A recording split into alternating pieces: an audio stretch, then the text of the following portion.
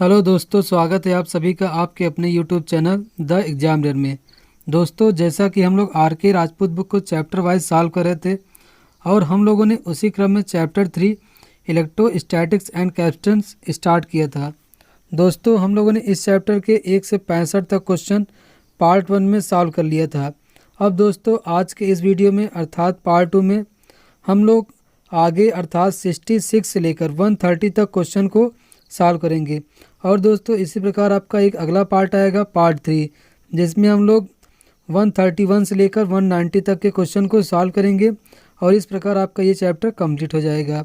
दोस्तों, कई साथियों ने मुझे कमेंट किया कि सर आप बहुत अच्छा पढ़ाते हैं और बहुत आसान भाषा में समझाते हैं। दोस्तों, आपके इस प्यार और सम्मान के लिए बहुत बहुत धन्यवाद। दोस्तों, मेरी कोशिश यही रहती है कि आपको बेहतर से बेहतर कंटेंट दिया जाए ताकि आपकी तैयारी एक अच्छे लेवल तक हो। इसलिए दोस्तों, आपसे यही कहना चाहूँगा कि आप लोग वीडियोस को प्रॉपर ढंग से देखें और हो सके तो हर वीडियो को ज़्यादा से ज़्यादा अपने दोस्तों के साथ शेयर ज़रूर करें। और साथ ही जो दोस्त चैनल पर नए जुड़े हैं वह चैनल को सब्सक्राइब अवश्य कर लें। तो चलिए दोस्तों, अब हम लोग देखते हैं आज का पहला प्रश्न अर्थात क्वेश्चन नंबर 66।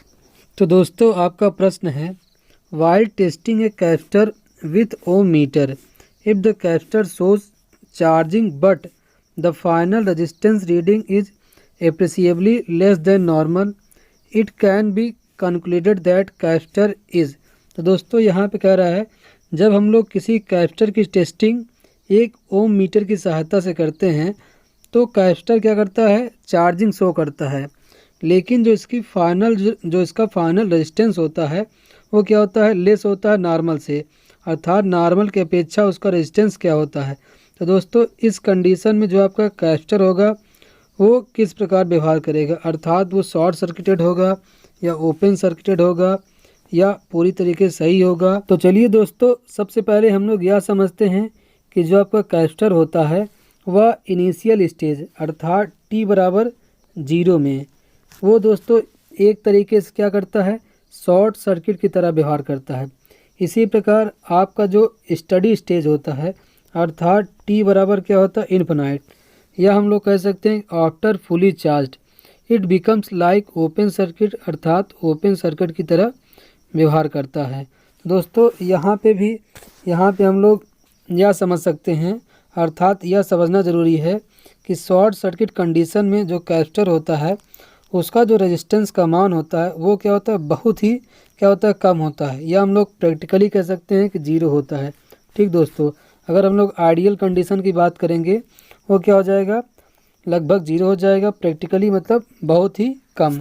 अब दोस्तों, यदि देखिए अगर रेजिस्टेंस का मान आपका 0 होगा तो करंट क्या होगा, आसानी से फ्लो होगा, अर्थात जो धारा का मान होगा वो क्या होगा, बहुत अधिक होगा, यह तो क्या होगा, बहुत ही उच्च होगा। इसी प्रकार जो आपका ओपन सर्किट कंडीशन रहेगा तो दोस्तों उस कंडीशन में क्या होगा, ओपन सर्किट होने के बाद जो आपका रेजिस्टेंस का मान होगा वो क्या हो जाएगा, वो अनंत हो जाएगा, या हम लोग कह सकते हैं बहुत अधिक हो जाएगा। अब देखिए, जब रेजिस्टेंस का मान अनंत हो जाएगा तो करंट का मान क्या हो जाएगा, आपका पुनः क्या हो जाएगा, 0 हो जाएगा। ये आपका ओपन सर्किट है। ये कब हुआ था, आपका जब स्टडी स्टेज आया था, जब हमारा कैपेसिटर फुली चार्ज हो गया था तब हमारा capacitor as a open circuit व्यवहार करने लगा था, और इनिशियली क्या था, वो शॉर्ट सर्किट की तरह व्यवहार कर रहा था। दोस्तों, हम लोगों ने यहाँ पे देखा कि वो स्टार्टिंग में वो शॉर्ट सर्किट की तरह व्यवहार कर रहा था, उसका रेजिस्टेंस का मान लगभग क्या था, 0 था, और उसमें करंट आसानी से फ्लो हो रहा था। लेकिन आफ्टर फुली चार्ज वो कहता है it becomes like open circuit. ठीक दोस्तों, और रेजिस्टेंस का मान क्या हो गया था, अनंत हो गया था। तो दोस्तों, यहाँ पे हम लोग एक निष्कर्ष पहुँचते हैं कि दोस्तों आपका जो कैपेसिटर होता है वो क्या होता है, नॉर्मल कंडीशन में अगर उसकी हम लोग टेस्टिंग करते हैं ओम मीटर से, तो यदि ओम मीटर की सुई पहले निम्न प्रतिरोध अर्थात लो रेजिस्टेंस की ओर तथा फिर धीरे धीरे उच्च रेजिस्टेंस की ओर बढ़े तो आपका जो कैपेसिटर है वो क्या है, ऑल राइट है, अर्थात सही अवस्था में है। अब दोस्तों चलिए, अब हम लोग बारी बारी से हर एक कंडीशन को समझते हैं कि कब आपका कैपेसिटर शॉर्ट सर्किट की तरह व्यवहार करेगा, कब क्या होगा ओपन, कब क्या होगा आपका सही होगा, कब क्या हो गया होगा लीकेज होगा। दोस्तों, हर एक कंडीशन को समझना ज़रूरी इसलिए है क्योंकि ज़रूरी नहीं कि आपके एग्ज़ाम में यही कंडीशन दिया हो सकता है आपको दूसरी कंडीशन दे दे। इसलिए दोस्तों हम लोग हर प्रश्न को इस तरह सॉल्व करेंगे कि उनसे संबंधित कोई भी प्रश्न आपके एग्ज़ाम में आए, आप हर प्रश्न को अच्छे ढंग से अटेम्प्ट कर पाए और उसका उत्तर दे सकें। अब दोस्तों जैसा कि हम लोग जानते हैं कि दोस्तों हम लोग जो कैप्चर की टेस्टिंग के लिए हम लोग ओम मीटर का प्रयोग करते हैं। अब दोस्तों हम लोग ओम मीटर की रेंज को हम लोग मेगा ओम में सेट करते हैं, अर्थात किस में रखते हैं, मेगा ओम में सेट करते हैं। ठीक दोस्तों। अब दोस्तों देखिए जो आपका जैसे आपका ये माइका हो गया, पेपर कैप्चर हो गया या सिरेमिक हो गया, इन सब का जो रेजिस्टेंस होता है वो लगभग 500 से लेकर 1000 मेगा ओम के बीच होता है। लेकिन जो आपका इलेक्ट्रोलिटिक कैप्चर होता है उसका होता है 0.5 मेगा ओम। ये भी क्या है आपके मेगा ओम में है। ठीक दोस्तों। अब दोस्तों यहाँ पे देखिए, ये देखिए दोस्तों, ये आपके देखिए ओम मीटर है। ये देखिए इनके दो टर्मिनल के बीच देखिए कैपेसिटर आपका लगा हुआ है। ये क्या है आपका ओम मीटर है। ये देखिए चार्जिंग धारा के कारण कम प्रतिरोध, मतलब ये स्टार्टिंग कंडीशन है। उसके बाद ये देखिए पूर्ण चार्जिंग, अर्थात जब फुली चार्ज हो जाएगा तब देखिए रेजिस्टेंस का मान क्या हो जाता है, उच्च हो जाता है या क्या हो जाता है, अनंत हो जाता है। अब दोस्तों जब हम लोग जो कैपेसिटर होता है उसको ओम मीटर से जब इसको जोड़ते हैं तो जो ओम मीटर की बैटरी कैपेसिटर को चार्ज करती है। अब दोस्तों चार्जिंग करंट के कारण ओम मीटर की सुई निम्न प्रतिरोध अर्थात लो रेजिस्टेंस की ओर जाती है। तो देखिए ये आपके इधर 0 है और इधर क्या है आपका इन्फिनाइट है। तो अभी स्टार्टिंग कंडीशन में जो आपका रेजिस्टेंस का मान क्या होगा, कम होगा। अब दोस्तों धीरे धीरे चार्जिंग करंट कम होती है तथा ओम मीटर की सुई देखिए अब क्या होगी, हाई रेजिस्टेंस की ओर जाने लगेगी। जब आपका कैपेसिटर पूर्ण रूप से चार्ज होता है तब केवल उसमें बहुत कम मतलब धारा प्रवाहित होती है, अर्थात केवल लीकेज करंट प्रवाहित होती है। अतः जो आपका ओम मीटर होता है वो हाई रेजिस्टेंस दर्शाने लगता है और हमारा कैपेसिटर क्या होता है, एक ओपन सर्किट की तरह व्यवहार करने लगता है जब वो क्या हो जाता है, फुली चार्ज हो जाता है। तो दोस्तों इसमें देखिए आपके जो 4 कंडीशन है, अब चलिए हम लोग उसको देख लेते हैं। तो देखिए सबसे पहला क्या है, यदि ओम मीटर की सुई शून्य प्रतिरोध दर्शाए तो आपका कैपेसिटर क्या है, लघुपतित है अर्थात शॉर्ट सर्किट है। अर्थात जब उसकी रीडिंग क्या हो जाए, रेजिस्टेंस का मान क्या हो जाए, शून्य हो जाए तो वो क्या है आपका शॉर्ट सर्किट है। अब दोस्तों यदि ओम मीटर की सुई जो संधारित्र संयोजित करते ही अनंत प्रतिरोध दर्शाए तो वो क्या है, खुला परिपथ है। अर्थात अगर हम लोग कैपेसिटर को लगाते हैं ओम मीटर के दोनों टर्मिनलों में, तो अगर तुरंत ही वो क्या हो जाए, हाई रेजिस्टेंस दिखाने लगे अर्थात इनफिनाइट रेजिस्टेंस दिखाने लगे तो क्या है, ओपन सर्किट है। अब देखिए तीसरी कंडीशन क्या आती है, ये आपका तीसरा कंडीशन है, यदि ओम मीटर की सुई पहले लो रेजिस्टेंस की ओर फिर तथा धीरे धीरे उच्च रेजिस्टेंस की ओर अर्थात हाई रेजिस्टेंस की ओर बढ़े तब क्या आपका कैपेसिटर क्या है, सही अवस्था में है। देखिए पहला क्या था आपका शॉर्ट सर्किट कंडीशन था, दूसरा ओपन था, तीसरा क्या है, राइट है। अर्थात पहले क्या है, लो रेजिस्टेंस शो करे ओम मीटर, फिर धीरे धीरे हाई रेजिस्टेंस शो करे तब क्या है आपका कैपेसिटर सही अवस्था में अर्थात ऑल राइट है।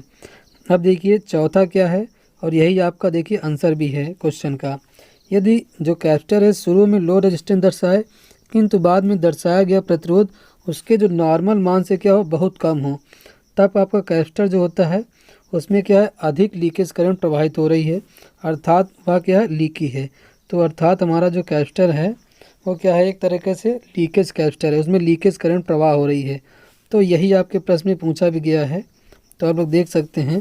तो यहाँ पे जो आपको ऑप्शन नंबर डी क्या है वो राइट है, अर्थात जो हमारा कैपेसिटर क्या है वो क्या है, लीकी है। ठीक, क्योंकि उसका जो रेजिस्टेंस का मान आया है वो नॉर्मल की अपेक्षा कम है। ठीक है दोस्तों, उम्मीद करता हूँ ये आपको प्रश्न समझ में आ गया होगा। अब चलिए देखते हैं हम लोग अगला प्रश्न। If a 6 microfarad capacitor is charge to 200 volt the charge in coulombs will B.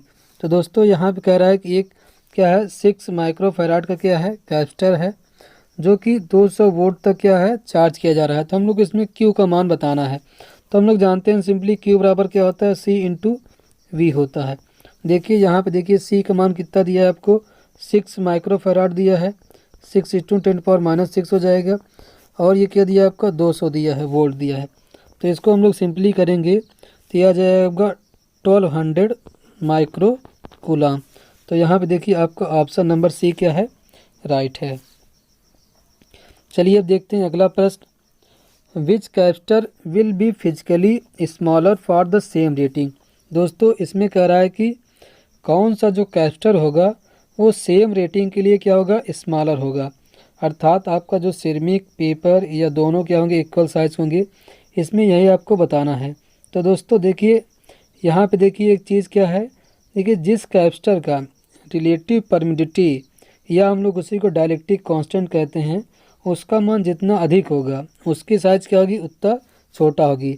देखिए जो आपका रिलेटिव परमिटिविटी होता है जिसे हम लोग इप्सिलॉन आर से डिनोट करते हैं, इसका मान जिसके लिए जिस कैपेसिटर के लिए जितना अधिक होगा उसका मान उतना ही छोटा होगा।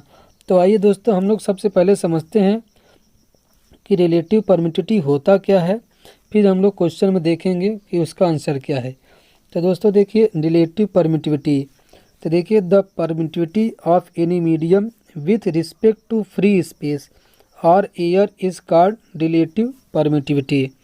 तो दोस्तों अर्थात किसी भी कहते हैं पदार्थ की, अर्थात किसी भी मीडियम की जो परमिटिविटी मतलब एयर के सापेक्ष या वैक्यूम के सापेक्ष जो होता है उसका रेशियो, उसी को हम लोग कहते हैं रिलेटिव परमिटिविटी। या हम लोग दूसरे शब्दों में ये भी कह सकते हैं relative permittivity is the ratio of the permittivity of a substance to the permittivity of space or vacuum. Relative permittivity can be expressed as epsilon r is equal to होता है आपका इप्सिलॉन अपार इप्सिलॉन नॉट। तो दोस्तों यही जो देखिए दो आपका जो ये है इप्सिलॉन, ये जो ई आर है ये क्या है आपका इप्सिलॉन बटे इप्सिलॉन नॉट है। तो ये देखिए इसी का अर्थात ये क्या है आपका absolute permittivity of that material, अर्थात हम लोग जिस मटेरियल का निकालना चाहते हैं उसकी परमिटिविटी, अर्थात जो मीडियम है, मान लीजिए हम लोग माइका का निकालना चाहते हैं तो ये हो जाएगा आपका एब्सोल्यूट परमिटिविटी ऑफ माइका, फिर आपका अपान में हो जाएगा absolute permittivity of free space, अर्थात इन दोनों का जो रेशियो होगा वही आपका क्या कहलाएगा, रिलेटिव परमिटिविटी कहलाएगा। ठीक है दोस्तों, और जो आपका रिलेटिव परमिटिविटी होता है इसकी कोई यूनिट नहीं होती है, और ये भी आप लोग अच्छे से याद कर लीजिए, आपका रिलेटिव परमिटिविटी या डाइलेक्ट्रिक कांस्टेंट दोनों एक ही चीज़ है। और एक टर्म आपका आएगा डाइलेक्ट्रिक स्ट्रेंथ जो कि एक अलग चीज़ है, उसको मैं आगे आपको बताऊंगा। लेकिन आप लोग इस बात के लिए कंफ्यूज मत होइएगा कि रिलेटिव परमिटिविटी और डाइलेक्ट्रिक कांस्टेंट अलग अलग चीज़ें होती हैं, ये दोनों चीज़ें एक सेम होती हैं। ठीक, अब चलिए देखिए हम लोग देख लेते हैं। देखिए जो आपका एब्सोल्यूट परमिटिविटी होता है उसका मान कितना होता है, इप्सिलॉन का मान कितना होता है, ये इंपॉर्टेंट है, आपके एग्जाम में पूछ लिया जाता है। तो देखिए इसका मान होता है 8.85 × 10⁻12 फराड पर मीटर। ठीक दोस्तों, ये इसका यूनिट है, और जबकि रिलेटिव परमिटिविटी की कोई यूनिट नहीं थी। ठीक, अब यहाँ पे आइए हम लोग देखते हैं कुछ मटेरियल का किसका जो डाइलेक्ट्रिक कांस्टेंट का मान है वो किसका सबसे अधिक है, और इसी से हम लोग आंसर भी मिल जाएगा, जिसका सबसे अधिक होगा वही क्या हो जाएगा, आपका आंसर हो जाएगा। तो देखिए यहाँ पे सबसे पहले आपका क्या है, एयर का है। एयर का होता है आपका 1 होता है लगभग, इसका होता है 1 पॉइंट समथिंग, मतलब 1 के प्राक्स होता है, तब 1 से थोड़ा सा ज़्यादा होता है, 1 नहीं होता है। जबकि एक होता है आपका वैक्यूम होता है, उसका देखिए 1 होता है, वैक्यूम का क्या होता है आपका 1 होता है। इसका अगर जब पूछेगा इसका कहते हैं 1 होता है, और एयर का उससे समथिंग क्या होता है, ज़्यादा होता है। दूसरा आता है आपका ग्लास, देखिए ग्लास का होता है 5 से लेकर 12 के बीच में। इसी प्रकार तीसरा आता है आपका माइका, माइका का होता है 4 से 8 के बीच में। रबड़ का होता है 2.5, वुड का होता है 2.5 से लेकर 6.8 तक। और इसी प्रकार देखिए जो आपका पेपर है इसका है 1.8 से लेकर 2.6 तक, और पोर्सलिन क्या है आपका 5 से लेकर 6.7 तक है। इसी प्रकार देखिए यहाँ पे देखिए वैक्यूम का मैंने बता दिया, लेकिन यहाँ पे देखिए इसी प्रकार देखिए आपका एक होता है इलेक्ट्रोलाइट, तो इलेक्ट्रोलाइट का होता है आपका 7 होता है। ठीक, और दोस्तों आपका आता है एक सिरेमिक, सिरेमिक का भी इसमें ऑप्शन में दिया है, तो वही आपका आंसर भी है। तो देखिए सिरेमिक का बहुत ज़्यादा हाई होता है, ये कह सकते हैं आपका, ये देखिए आपके बुक में दिया है 80 से लेकर 1200 तक, लेकिन आप ये भी कह सकते हैं कि इसका हाई होता है, ये कह सकते हैं आपका 100 से अधिक होगा, और जितने भी पदार्थ हैं लगभग उनसे ये इसका मान अधिक होता है, तो इसीलिए इसकी साइज़ भी छोटी होती है।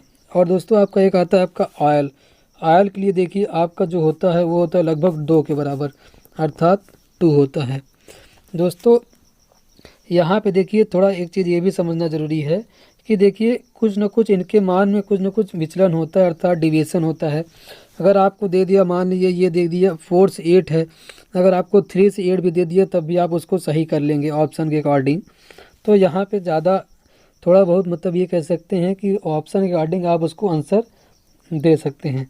अब देखिए यहाँ पे हम लोग देख रहे हैं कि सबसे ज़्यादा डायलेक्ट्रिक जो कांस्टेंट का मान है वो किसका है, वो क्या है आपका सिरमिक के लिए है। तो यहाँ पे देखिए जो आपका ऑप्शन नंबर ए है कि जो सिरमिक कैरेक्टर है उसका मान क्या होगा, सबसे कहते हैं उसकी जो साइज होगी सबसे छोटी होगी, और उसके लिए जो डायलेक्ट्रिक कांस्टेंट या रिलेटिव परमिटिविटी का मान होगा वो सबसे अधिक होगा। अगर आपके एग्ज़ाम में पूछ लिया है तो सबसे किसका ज़्यादा होता है डायलेक्ट्रिक कहते हैं कांस्टेंट का मान, तो आप यही ऑप्शन देंगे हमेशा। अगर ऑप्शन में है तो इसका मान क्या होता है, सबसे अधिक होता है। तो आपका अगला प्रश्न है, what is the value of capacitance that must be connected in parallel with 50 picofarad condenser to make an equivalent capacitance of 150 picofarad. तो दोस्तों इसमें कह रहा है कि हम लोग 50 पिकोफैराड कंडेंसर के पैरेलल में कितना कैपेसिटेंस मतलब जोड़ दें कि वो 150 पिकोफैराड हो जाए। तो दोस्तों जैसा कि आप लोग देख रहे हैं ये क्या है आपका 50 कहते हैं पिकोफैराड, ठीक 50 पिकोफैराड का एक कैपेसिटर है। अगर अब हम लोग इसके पैरेलल में अगर 100 क्या करते हैं 100 पिकोफैराड का एक कैपेसिटर अगर जोड़ देते हैं तो देखिए पैरेलल में क्या होता है, सिंपली क्या हो जाता है आपका कैपेसिटेंस क्या हो जाएगा, ऐड हो जाएगा। तो ये टोटल आपका कितना हो जाएगा 150 पिकोफैराड हो जाएगा। तो यहाँ से देखिए आपका क्या हो जाएगा, ऑप्शन नंबर बी क्या हो जाएगा, राइट हो जाएगा। अर्थात अगर हम लोग इसमें 100 पिकोफैराड का कैपेसिटेंस अगर जोड़ दें तो ये क्या हो जाएगा 150 पिकोफैराड हो जाएगा। तो यहाँ पे आपका ऑप्शन नंबर बी क्या है, राइट है। A mica capacitor and a ceramic capacitor both have the same physical dimensions which will have more value of capacitance. तो दोस्तों इस प्रश्न में कह रहा है कि आपका एक माइका कैपेसिटर है और एक क्या है सिरेमिक कैपेसिटर है, और जिनके जो फिजिकल डायमेंशंस हैं वो क्या हैं, एक समान है। तो इसमें पूछ रहा है कि किसका कैपेसिटेंस अधिक होगा। तो दोस्तों अभी हम लोगों ने पीछे वाले क्वेश्चन में देखा था जो आपका सिरेमिक कैपेसिटर होता है उसका जो डायलेक्ट्रिक कांस्टेंट का मान होता है वो सबसे अधिक होता है। तो दोस्तों देखिए जिसका डायलेक्ट्रिक कांस्टेंट का मान सबसे अधिक होगा उसी में जो कैपेसिटेंस का मान क्या होगा, अधिक होगा। हम लोग जानते हैं C is directly proportional to epsilon R होता है, ठीक दोस्तों। ये देखिए आया कहाँ से, हम लोग जानते हैं C इज इक्वल होता है epsilon naught epsilon R E upon D होता है। देखिए इसका मान जितना अधिक होगा उतना ही C का मान क्या होगा, अधिक होगा। अब हम लोग सेम डायमेंशन की बात कर रहे हैं तो देखिए सेम डायमेंशन के लिए जो आपका सिरेमिक कैपेसिटर होगा उसका मान क्या हो जाएगा, उसका मान अधिक हो जाएगा, अर्थात उसका जो कैपेसिटेंस का मान क्या हो जाएगा, अधिक हो जाएगा, क्योंकि इसकी जो डायलेक्ट्रिक कांस्टेंट का मान होता है वो क्या होता है, सबसे अधिक होता है। तो यहाँ पे आपका ऑप्शन नंबर ए क्या हो जाएगा, राइट हो जाएगा। आपका अगला प्रश्न है, विच of the following material has least value of dielectric constant. तो दोस्तों इसमें बताना है कि किस मटेरियल का डायलेक्ट्रिक कांस्टेंट का मान सबसे कम है। तो दोस्तों अभी हम लोगों ने देखा था जो आपका सिरेमिक होता है इसका जो डायलेक्ट्रिक कांस्टेंट का मान सबसे अधिक होता है। इसी प्रकार हम लोग देखा था ग्लास का क्या होता था 5 से लेकर 12 के बीच में होता था, और जो आपका पेपर था इसका भी देखिए 1.8 से लेकर 2.8 समथिंग था। और हम लोगों ने आयल का देखा था इसका था क्या था 2 के था, 2 के लगभग क्या था, बराबर था। और तो दोस्तों यहाँ पे देख सकते हैं जो आपका सेकंड वाला ऑप्शन है, ऑप्शन नंबर बी आयल, इसका जो डायलेक्ट्रिक कांस्टेंट का मान क्या है, सबसे कम है। तो यहाँ पे लिस्ट पूछ रहा है तो आपको ऑप्शन नंबर बी क्या हो जाएगा, राइट हो जाएगा। विच of the following capacitor will have the least value of breakdown voltage. तो दोस्तों इसमें बताना है कि कौन सा जो कैपेसिटर है उसका जो ब्रेकडाउन वोल्टेज का मान क्या है, सबसे कम है, किसके लिए है। तो इसमें कौन सा ऑप्शन आपका राइट है। तो दोस्तों देखिए सबसे पहले हम लोग समझते हैं कि ब्रेकडाउन वोल्टेज होता क्या है। तो दोस्तों ब्रेकडाउन वोल्टेज क्या होता है, minimum voltage at which an insulating material get rupture electrically और breaks and it will conduct that voltage is called breakdown voltage. दोस्तों अर्थात वह कम से कम वोल्टेज जिसको लगाने के बाद इंसुलेटिंग मटेरियल का ब्रेकडाउन हो जाए, अर्थात ब्रेक हो जाए, और वह इंसुलेटिंग मटेरियल कंडक्टर की तरह व्यवहार करने लगे, वही क्या कहलाता है आपका ब्रेकडाउन वोल्टेज कहलाता है। और दोस्तों इसको हम लोग वोल्ट या किलो वोल्ट द्वारा एक्सप्रेस करते हैं। दोस्तों अगर हम लोग इसको और सरल भाषा या अलग भाषा में समझना चाहें तो हम लोग कह सकते हैं कि breakdown voltage is a characteristic of an insulator that define the maximum voltage difference. अर्थात ब्रेकडाउन वोल्टेज का एक प्रकार का गुण है किसी भी इंसुलेटर का, जो कि डिफाइन करता है कि वह मैक्सिमम पोटेंशियल या वोल्टेज डिफरेंस जिसको लगाने के बाद हमारा जो एक क्या है इंसुलेटर है वो क्या हो जाए, कंडक्टर की तरह व्यवहार करने लगे। That can be applied across the material before the insulator collapse and conduct. It also can be described as the minimum voltage that causes a portion of insulator to become electrically conduct. अर्थात जो है उसमें कहते हैं voltage लगाने के बाद या वोल्टेज डिफरेंस लगाने के बाद उस मटेरियल का ब्रेकडाउन हो जाए और वो क्या हो जाए, एक कंडक्टर की तरह व्यवहार करने लगी है। ठीक दोस्तों, यही आपका क्या कहलाता है, ब्रेकडाउन वोल्टेज कहलाता है। अब देखिए कुछ कैपेसिटर का मैंने देखिए यहाँ पे वोल्टेज रेटिंग यहाँ पे लिखा है, आप देख सकते हैं। देखिए जो आपका इलेक्ट्रोलिटिक कैपेसिटर होता है उसके लिए होता है आपका 1 वोल्ट से लेकर 500 वोल्ट तक होता है। जो वोल्टेज रेटिंग होती है 1 वोल्ट से लेकर 500 वोल्ट तक होता है।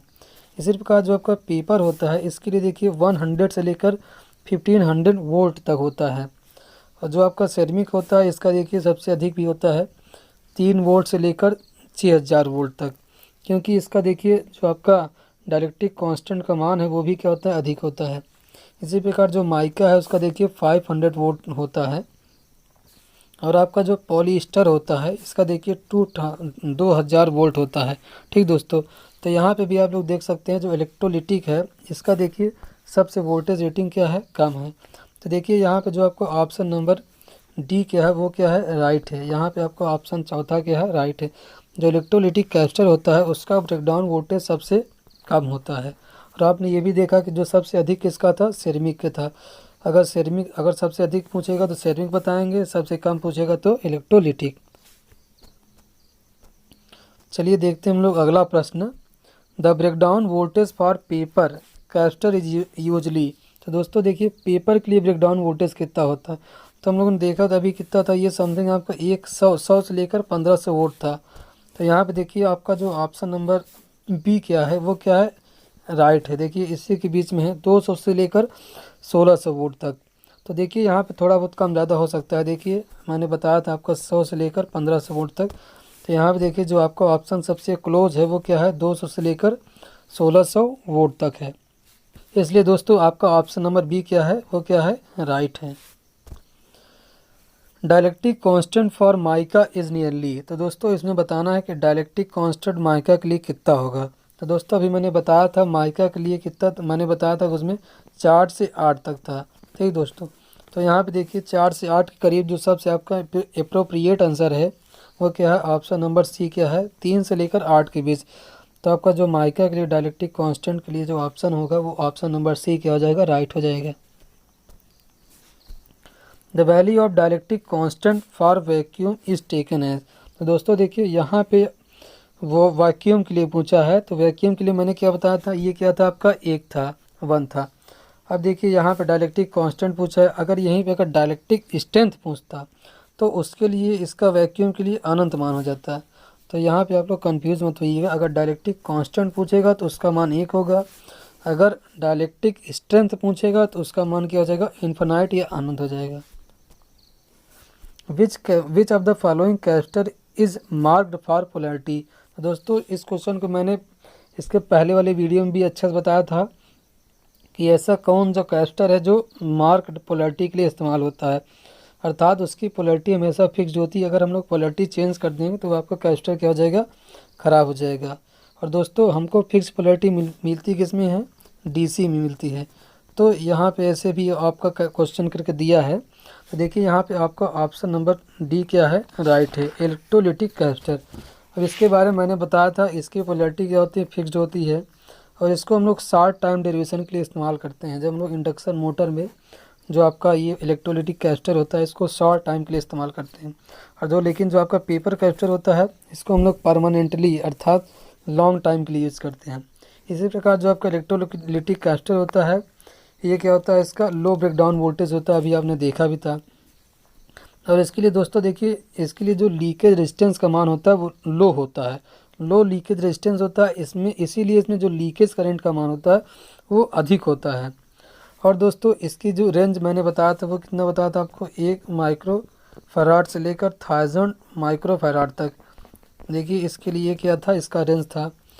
अब इसकी वोल्टेज रेटिंग की हम लोग बात कर ही चुके हैं, 1 से लेकर कितना था, 500 था। तो ये देखिए इससे संबंधित टर्म है, और इससे संबंधित एक क्वेश्चन भी आपके पिछले यूपीपीसीएल एग्जाम में पूछा गया था। तो उसमें ये पूछा था कि किसके लिए जो लीकेज जो करंट का मान है वो सबसे अधिक होगा। तो ये मैंने बताया था कि इसके लिए इसका जो रेजिस्टेंस है लो लीकेज रेजिस्टेंस होता है इसका मान, तो इसी के लिए ये ऑप्शन क्या था, राइट था। आपका देखिए दोस्तों अगला प्रश्न है, विच of the following capacitor can be used for temperature compensation. तो दोस्तों जो टेम्परेचर कंपनसेशन के लिए जो कैपेसिटर इस्तेमाल होता है वो होता है आपका पेपर कैपेसिटर। हम लोग इसको क्या कहते हैं, टेम्परेचर कंपनसेशन के लिए इस्तेमाल करते हैं। अब दोस्तों जो आपका जो पेपर कैपेसिटर होता है, अगर हम लोग इसकी रेंज की बात करते हैं तो देखिए आपने देखा भी होगा जो आपके जो घरे में सीलिंग फैंस लगे होते हैं उसमें देखिए 2-3 माइक्रोफैराड का जो कैपेसिटर लगा होता है। तो इसका रेंज की अगर हम लोग बात करेंगे, देखिए ये होता है 0.005 माइक्रोफैराड से लेकर ये होता है समथिंग आपका 10 माइक्रोफैराड तक होता है। ठीक दोस्तों, अगर हम लोग अभी वोल्टेज रेटिंग इसका देख चुके हैं 100 से लेकर 1500 वोल्टेज रेटिंग थी इसकी। और देखिए जो इसका टॉलरेंस होता है वो क्या होता है आपका ±10% होता है। ठीक दोस्तों, और दोस्तों इसमें अभी हम लोगों ने इलेक्ट्रोलिटिक कैपेसिटर में देखा था, उसका जो लीकेज रेजिस्टेंस का मान था वो क्या था, कम था, इसीलिए उसमें लीकेज करंट का मान अधिक था। लेकिन इसमें जस्ट उल्टा होता है, इसका जो लीकेज रेजिस्टेंस का मान होता है वो क्या होता है, अधिक होता है, इसीलिए इसमें लो लीकेज करंट होती है, अर्थात जो क्षरण धारा होती है वो क्या होती है, कम होती है। और दोस्तों इस जो कैपेसिटर की होती है इसको हम लोग AC और DC दोनों पर प्रयोग कर सकते हैं। ठीक दोस्तों, तो देखिए यहाँ पे आपको ऑप्शन नंबर वो क्या था, C राइट था। ठीक, तो ये थी पेपर कैपेसिटर के बारे में सारी चीज़ें। चलिए देखते हैं अगला प्रश्न। आपका अगला प्रश्न है, विच of the following statement is incorrect. तो दोस्तों इस प्रश्न में हम लोग को बताना है कि इनमें से कौन सा स्टेटमेंट क्या है, इनकरेक्ट है। तो चलिए हम लोग देख लेते हैं, पहले हम लोग देख लेते हैं कि इनमें से कौन सा स्टेटमेंट क्या है, करेक्ट है और क्यों करेक्ट है। उसके बाद हम लोग को इनकरेक्ट अपने आप मिल जाएगा। ठीक, तो आपका जो पहला ऑप्शन है, the thinner the dielectric the more the capacitance and the lower the voltage breakdown rating for a capacitor. अर्थात द थिनर द डायलेक्ट्रिक, अर्थात जितना डायलेक्ट्रिक पतला होगा उतना ही कैपेसिटेंस का मान क्या होगा, अधिक होगा, और जितना आपका कैपेसिटेंस का मान अधिक होगा उतना ही उसका ब्रेकडाउन वोल्टेज का मान क्या होगा, कम होगा। तो दोस्तों जैसा कि हम लोग जानते ही हैं, देखिए आपका जो C बराबर होता है क्या होता है, epsilon naught epsilon R A अपान क्या होता है, D होता है। D ये क्या होता है, आपका जो दो प्लेटों के बीच जो दूरी होती है यही आपका जो होता है D कहलाता है। अब देखिए जो इनके बीच की जो दूरी है वो जितना ही कम होगा उतना ही आपका क्या होगा, कैपेसिटेंस का मान उतना ही अधिक होगा। तो यहाँ से देखिए जितना ये थिनर होगा उतना ही आपका डायलेक्ट्रिक कांस्टेंट का मान अधिक होगा। और देखिए आपका एक रिलेशन होता है C बराबर होता है Q/V होता है। अब देखिए जितना इसका मान अधिक होगा उतना ही V का मान क्या होगा, कम होगा, अर्थात उतना ही आपका वोल्टेज ब्रेकडाउन रेटिंग क्या होगा, कम होगा। ये हो गया पहला ऑप्शन। अब चलिए हम लोग देखते हैं आपका ऑप्शन नंबर C देखते हैं और D देखते हैं।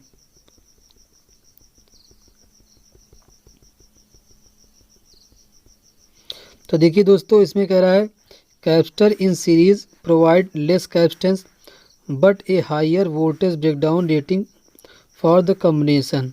तो दोस्तों देखिए इसमें भी वही चीज़ है, अगर देखिए आपके जो कैपेसिटर हैं अगर सीरीज़ में कनेक्ट होंगे तो देखिए इनका कैपेसिटेंस का मान क्या हो जाता है, कम हो जाता है। मान लीजिए ये 1 ओम, ये 1 कहते हैं फराड का है, ये भी 1 है, ये भी 1 है। तो अगर सीरीज़ में तीनों जोड़ेंगे तो ये हो जाएगा आपका 1/3। तो देखिए ओवरऑल कैपेसिटेंस का मान क्या हो जा रहा है, कम हो जा रहा है।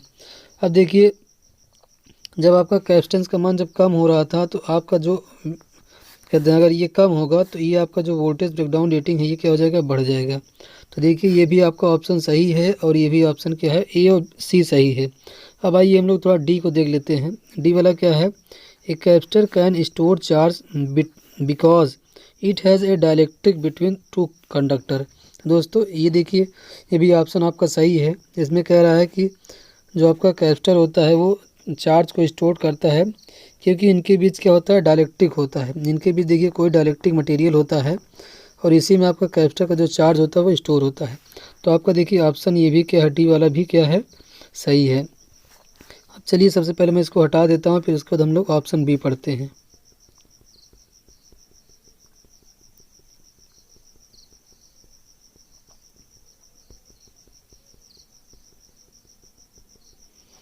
तो देखिए ये है आपका, देखिए ऑप्शन बी क्या है, ए 6 dot mica capacitor colour coded white green black red and yellow has the capacitance value of 5 picofarad. तो दोस्तों देखिए इस ऑप्शन को समझने के लिए सबसे पहले हम लोग को देखना होगा कि देखिए जो आपका ये जो डॉट जो 6 डॉट माइका कैपेसिटर है इसके लिए देखिए जो कलर कोडिंग क्या होती है। तो देखिए आपका देखिए एक कलर कोडिंग ये होता है एक तरीका, ये है कलर कोडिंग, ठीक। और ये देखिए ये है आपका क्या है, डॉट कोडिंग है, इसको हम लोग डॉट कोडिंग कहते हैं। तो यहाँ प्रश्न में आपका देखिए डॉट ये है, देखिए 6 डॉट माइका कैपेसिटर, तो यहाँ पे देखिए डॉट कोडिंग के बारे में पूछा गया है, ठीक। तो यहाँ पे हम लोग सबसे पहले समझते हैं। देखिए अगर आपका कलर अगर ब्लैक होगा तो उसके लिए जो डिजिट या संख्यात्मक मान जो होगा वो होता है 0 होता है। इसी प्रकार ब्राउन के लिए 1 होता है, रेड के लिए 2, ऑरेंज के लिए 3, येलो के लिए 4, ग्रीन के लिए 5, ब्लू के लिए 6, वायलेट के लिए 7, ग्रे के लिए 8 और वाइट के लिए क्या होता है, 9 होता है, ठीक। इसी प्रकार देखिए जो मल्टीप्लायर होता है जैसे हम लोग गुणक कहते हैं, इसके लिए हो जाएगा 10 पावर 0 होता है ब्लैक के लिए। इसी क्रमशः देखिए 10 पावर 1, इसी तरीके से देखिए करते करते आपका वाइट के लिए 10 पावर 9 हो जाएगा। गोल्ड के लिए होता है 0.1, सिल्वर के लिए 0.001 होता है। टॉलरेंस की बात करते हैं तो देखिए टॉलरेंस का देखिए 3 के लिए दिया है, इसमें वाइट के लिए दिया है, गोल्ड के लिए दिया 5%, सिल्वर के लिए दिया है 10 और नो कलर अगर रहेगा तो 20% लिया जाएगा, ठीक। ये हो गई बात देखिए कलर कोडिंग। अगर क्या जैसे आपका जो ब्लैक दिया रहेगा तो उसका मान क्या होगा, ये सब चीज़ें के बारे में। देखिए इसको याद करने का तरीका क्या है, इसको याद करने का तरीका है BB Roy good boy very good wife. तो ये है इसको याद करने का तरीका, आप इस टेक्स्ट के माध्यम से इसको याद भी कर सकते हैं। अब चलिए हम लोग बात करते हैं, कहते हैं डॉट कोडिंग के बारे में, जो कि आपके प्रश्न में पूछा भी है इससे संबंधित। देखिए अगर आपका जो पहला जो टर्म है, जो पहला जो दिया है उसको देखिए अगर वाइट है तो ये दर्शाता है कि आपका जो एक माइका कैपेसिटर है। तो यहाँ आपके प्रश्न में दिया भी है, पहला क्या दिया, वाइट दिया है, तो ये दर्शाता है कि ये आपका एक माइका कैपेसिटर है। दूसरा अंक दर्शाता है, दूसरा और तीसरा क्या दर्शाता है, अंक को दर्शाता है, डिजिट को। ये जो आपका डिजिट है इसको दर्शाता है, दूसरा वाला मान और तीसरा वाला मान। इसी प्रकार जो आपका चौथा दिया रहता है मान, ये दिखाता है आपका गुणक अर्थात जो आपका मल्टीप्लायर है। इसी प्रकार जो आपका पांचवा है वो बताता है कि टॉलरेंस कितना है। छठवां बताता है आपका टेम्परेचर कोफिशिएंट, ताप गुणांक के बारे में बताता है। तो आइए प्रश्न में हम लोग देखते हैं। तो देखिए प्रश्न में आपका पहला जो दिया था वो दिया था वाइट, तो इससे ये पता चलता है कि ये आपका क्या था, माइका था। दूसरा था आपका क्या, ग्रीन था। तो देखिए ग्रीन के लिए डिजिट क्या होगा, दूसरा क्या दर्शा रहा था, डिजिट। तो ग्रीन के लिए देखिए डिजिट क्या था, 5 होगा। इसी प्रकार जो तीसरा अंक है ये भी क्या शो कर रहा है, ये भी शो कर रहा है डिजिट के लिए, देखिए दूसरा अंक ये है, ठीक, अंक ये भी प्रदर्शित कर रहा है। तो ये आपका हो जाएगा ब्लैक हो जाएगा। तीसरा आपका क्या था, गुणक था। तो तीसरा देखिए रेड के लिए क्या हो जाएगा, रेड के लिए हो जाएगा 2 हो जाएगा, ठीक। तो ये हो जाएगा आपका 10 पावर 2। तो यहीं से आपका देखिए 2 आ गया है, 10 पावर 2, ये क्या है, मल्टीप्लायर है। अब चौथा आपका देखिए येलो था, यहाँ प्रश्न में आप एक बार देख भी लीजिए। देखिए वाइट है, फिर ग्रीन है, फिर ब्लैक है, फिर रेड है, उसके लास्ट में आपका येलो है, ठीक। तो येलो आपका दिखाता है, कहते हैं ये देखिए टॉलरेंस को बताएगा। ये क्या था आपका, पांचवा था, ठीक, पहला दूसरा तीसरा चौथा पांचवा। तो देखिए येलो के लिए टॉलरेंस जो होता है ±4% होता है। तो अगर इस प्रकार हम लोग देखते हैं तो देखिए आपका जो टोटल मान आता है ये आता है आपका, देखिए ये हो जाएगा आपका 50 हो जाएगा, प्लस जो मल्टीप्लायर था 10 पावर 2 ये हो जाएगा, देखिए अब ये हो जाएगा ±4%, ये भी हो जाएगा आपका। तो देखिए यहाँ पे जो इसका वैल्यू आता है वो आता है आपका 5000 पिको फेराड। अब हम लोग पिको फेराड क्यों लिए हैं, क्योंकि जो माइका होता है इसका रेंज होता है पिको फेराड में। तो देखिए यहाँ पे आपका ये वाला ऑप्शन गलत हो गया है, ये वाला ऑप्शन बी वाला ऑप्शन क्या हो जाएगा, गलत हो जाएगा, क्योंकि यहाँ पे देखिए 500 पिको फराड दिया है लेकिन हमारा आंसर क्या आ रहा है 5000 पिको फराड आ रहा है। ठीक, तो ये सब चीज़ें हैं, इन सब चीज़ों को अच्छे समझ लीजिए, इससे भी प्रश्न आपके एग्जाम में पूछे जाते हैं। Paper capacitors usually have a tolerance range of, तो दोस्तों इसमें बताना है जो आपका पेपर कैप्स्टर होता है उसका टॉलरेंस का मान कितना होगा। तो दोस्तों हम लोगों ने देखा भी था, अभी पीछे मैंने बताया भी था, जो पेपर कैप्स्टर होता है उसके लिए टॉलरेंस का मान होता है ±10% होता है। दोस्तों देखिए टॉलरेंस होता क्या है, देखिए टॉलरेंस से यह पता चलता है कि जो आपका कैप्स्टन्स का मान होता है उसमें कितना विचलन है, अर्थात उसमें कितना डेविएशन है। अर्थात अगर कैप्स्टन्स का मान लीजिए 100 है तो उसमें डेविएशन अगर 10% है तो इसका मान देखिए 90 से लेकर 110 के बीच हो सकता है। यही आपका देखिए जो टॉलरेंस होता है यही बताता है। अब आइए हम लोग देख लेते हैं जो आपके विभिन्न प्रकार के कैप्स्टर होते हैं उनका टॉलरेंस का मान कितना होता है। देखिए माइका के लिए जो टॉलरेंस होता है वो होता है ±0.5%। इसी प्रकार पेपर के लिए होता है ±10%। सेरेमिक के लिए होता है ±10 से लेकर 20% तक होता है। ठीक, तो इसके लिए आप देख सकते हैं सेरेमिक के लिए जो टॉलरेंस का मान है वो क्या है, सबसे अधिक भी है। इसी प्रकार जो आपका इलेक्ट्रोलिटिक है इसके लिए देखिए ±10% है। पॉलिस्टर के लिए है ±10% है। तो देखिए ये सब है क्या, टॉलरेंस के मान है विभिन्न प्रकार कैप्स्टर के लिए। ठीक, अब चलिए देखते हैं अगला प्रश्न। For closer tolerance which of the following capacitor is usually preferred. तो देखिए फॉर क्लोजर टॉलरेंस का मतलब है मतलब सबसे कम किसका है। तो अभी हम लोगों ने देखा था जो आपका माइका था इसका देखिए जो टॉलरेंस का मान है वो देखिए अन्य की अपेक्षा सबसे कम है 0.5%। तो यहाँ पे देखिए आपका ऑप्शन नंबर बी क्या हो जाएगा, राइट है। अर्थात जो माइका कैप्स्टर होता है उसका टॉलरेंस का मान सबसे क्या होगा, क्लोजर होगा, सबसे कम होगा। अगर सबसे अधिक की बात करता है यहाँ पे तो आप क्या बता देते हैं, जो सेरेमिक होता है उसका टॉलरेंस का मान सबसे अधिक होता है। ठीक, the electrostatic force between two charges of 1 coulomb each and placed at a distance of 0.5 metre will be. तो दोस्तों इस प्रश्न में कह रहा है कि दो चार्ज हैं जिन पर क्या है 1 कूलम का आवेश है। अब दोस्तों कह रहा है कि वो लोग 0.5 मीटर डिस्टेंस पर रखे हैं तो उनके बीच फोर्स का मान क्या होगा। तो दोस्तों देखिए जैसा देखिए हम लोग मान लेते हैं आपके एक चार्ज है Q1 और एक क्या है Q2 है। अब दोस्तों इनके बीच की दूरी क्या है, R है। ठीक दोस्तों, तो हम लोग कूलम का जो सेकेंड लॉ होता है उसके अनुसार जानते हैं कि इन्हीं दो आवेशों के बीच लगने वाला जो गुणनफल होता है वो फोर्स के कहते हैं डायरेक्टली प्रोपोर्शनल होता है, तथा उनके बीच जो दूरी होती है उसके स्क्वायर क्या होता है, इन्वर्सली प्रोपोर्शनल होता है। अब दोस्तों यहाँ पे देखिए हम लोग जानते हैं कि ये जो फार्मूला होता है अगर हम लोग सारी वैल्यूज़ को पुट कर देंगे यहाँ पे तो आपका आंसर आ जाएगा। अब चलिए दोस्तों इसको सॉल्व करते हैं।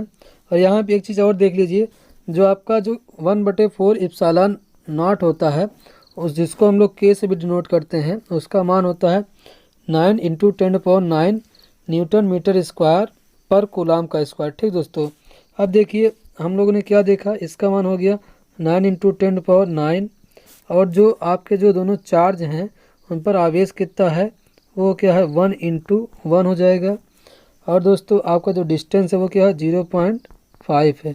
ठीक दोस्तों, अगर अब हम लोग इसको सॉल्व करेंगे तो ये आ जाएगा आपका 36 × 10⁹ न्यूटन आ जाएगा। ठीक, तो यहाँ पे देखिए जो आप देख सकते हैं जो आपका ऑप्शन नंबर क्या है, ये क्या है ऑप्शन नंबर डी क्या है वो क्या हो जाएगा, राइट हो जाएगा। 36 × 10⁹ न्यूटन है। ठीक दोस्तों, यहाँ पे ये भी याद करना ज़रूरी है जो के का मान है वो कितना होता है। इसी प्रकार दोस्तों जो आपका इप्सिलॉन नॉट का मान होता है वो कितना होता है 8.854 × 10⁻⁻12 कूलम पर न्यूटन मीटर का स्क्वायर होता है। ठीक दोस्तों, आपका अगला प्रश्न है the units of volume charge density are. तो दोस्तों जो इसकी यूनिट होती है वो कितना होता है, कूलाम पर मीटर का क्यूब होता है। इसी प्रकार अगर ये पूछ लेता कि एनर्जी, जो एनर्जी डेंसिटी का क्या होता है, तो वहाँ पे आपका सिंपली हो जाता जूल बटे मीटर का क्यूब हो जाता। अगर पूछ लेता वॉल्यूम एनर्जी डेंसिटी तो ये हो जाता आपका, अगर चार्ज पूछा है तो वहाँ पे क्या हो जाएगा, कूलाम हो जाएगा। The surface integral of the normal component of electric displacement D over any close surface equals the charge enclosed by the surface. तो दोस्तों यहाँ कह रहा है जो आपका एबव स्टेटमेंट है वो किससे रिलेटेड है दोस्तों। तो जो आपका ये स्टेटमेंट है ये क्या आपका गॉस लॉ है। तो दोस्तों देखिए इसको हम लोग कुछ इस प्रकार लिखते हैं, integral of E into D A is equal to होता है आपका क्यू बटे इप्सिलॉन नॉट होता है। दोस्तों इसके बारे में मैंने आपको इसके पहले वाले वीडियो में बताया था। मैंने बताया था किसी क्लोज सरफेस से पास होने वाला जो इलेक्ट्रिक फ्लक्स होता है, जिसे हम लोग फाई से डिनोट करते हैं, वो कहते हैं चार्ज का 1/एप्सिलॉन गुना होता है। दोस्तों देखिए ये दो रिलेशंस हैं जो कि दोनों आपके लिए क्या है, इम्पॉर्टेंट है, और यही आपको क्या बताता है, गॉस लॉ के बारे में बताता है। तो यहाँ पे जो आपका ऑप्शन नंबर ए क्या है वो क्या हो जाएगा, राइट है। अर्थात जो ये स्टेटमेंट दिया गया है ये क्या आपका गॉस लॉ है। The potential of the sphere is given by. तो दोस्तों इसमें हम लोग को बताना है कि किसी भी स्फीयर के लिए जो इलेक्ट्रिक पोटेंशियल का मान होता है वो कितना होता है। तो दोस्तों जो आपका स्फीयर होता है उसके लिए जो इलेक्ट्रिक पोटेंशियल का मान होता है वो होता है आपका V बराबर होता है आपका 1/4 पाई इप्सिलॉन इंटू क्यू बटे आर होता है। ठीक दोस्तों, यही होता है आपका इलेक्ट्रिक पोटेंशियल। तो देखिए जो यहाँ पे आपका ऑप्शन नंबर बी क्या है वो क्या है, राइट है। इलेक्ट्रिक पोटेंशियल हो जाएगा 1/4 इप्सिलॉन क्यू बटे आर। इसी प्रकार अगर इसमें पूछ लिया इलेक्ट्रिक फील्ड इंटेंसिटी का मान कितना होगा, तो देखिए वो हो जाता है आपका ई बराबर हो जाता है आपका 1/4 इप्सिलॉन, ये हो जाएगा आपका क्यू बटे आर का स्क्वायर हो जाता है। तो ये है आपका इलेक्ट्रिक फील्ड इंटेंसिटी और ये क्या है आपका इलेक्ट्रिक पोटेंशियल है। ठीक दोस्तों, ये दोनों आपकी कहते हैं इंपॉर्टेंट फार्मूले ही हैं। और दोस्तों यहाँ पे एक चीज़ और देख लीजिए, जो आपका इलेक्ट्रिक पोटेंशियल होता है ये एक प्रकार का स्केलर क्वांटिटी होता है, जबकि आपका जो इलेक्ट्रिक फील्ड इंटेंसिटी होता है जिसे हम लोग इलेक्ट्रिक फील्ड स्ट्रेंथ भी कहते हैं, ये क्या होता है आपका एक प्रकार का वेक्टर क्वांटिटी होता है। ये आपका स्केलर हो गया, ये क्या होता है आपका वेक्टर क्वांटिटी होता है। ठीक, देखिए आपका अगला प्रश्न है dielectric strength of the mica is. तो दोस्तों इसमें हम लोग को बताना है कि जो माइका होता है उसका डाइलेक्ट्रिक स्ट्रेंथ कितना होता है। दोस्तों अभी मैंने बताया था कि आपको जो डाइलेक्ट्रिक कांस्टेंट और डाइलेक्ट्रिक स्ट्रेंथ अलग अलग चीज़ें हैं। अब देखिए दोस्तों उसी से संबंधित ये प्रश्न है। अब चलिए हम लोग अब इसी में हम लोग समझ भी लेते हैं कि डाइलेक्ट्रिक स्ट्रेंथ क्या होता है। तो दोस्तों अगर हम लोग डाइलेक्ट्रिक स्ट्रेंथ की बात करते हैं, that maximum voltage which A dielectric material can with stand on per unit thickness of the dielectric is called dielectric strength. दोस्तों अर्थात वह अधिकतम विद्युत क्षेत्र, अर्थात वह अधिकतम इलेक्ट्रिक फील्ड जो कोई इंसुलेटिंग पदार्थ बिना भंजन अर्थात ब्रेकडाउन हुए सहन कर सकता है, उसे हम लोग क्या कहते हैं, उस पदार्थ का कहते हैं सामर्थ्य कहते हैं, अर्थात उसका डाइलेक्ट्रिक स्ट्रेंथ कहते हैं। और दोस्तों देखिए इसको हम लोग किलो वोल्ट पर mm या किलो वोल्ट पर सेंटीमीटर से एक्सप्रेस करते हैं। ठीक दोस्तों, यहाँ पे देखिए अर्थात पर mm का मतलब है, मान लीजिए ये क्या है, एक डाइलेक्ट्रिक मटेरियल है अर्थात कोई इंसुलेटिंग पदार्थ है। ठीक, तो एक कहते हैं अगर हम लोग 1 mm की बात करते हैं, ठीक मतलब उसकी थिकनेस क्या है 1 mm है।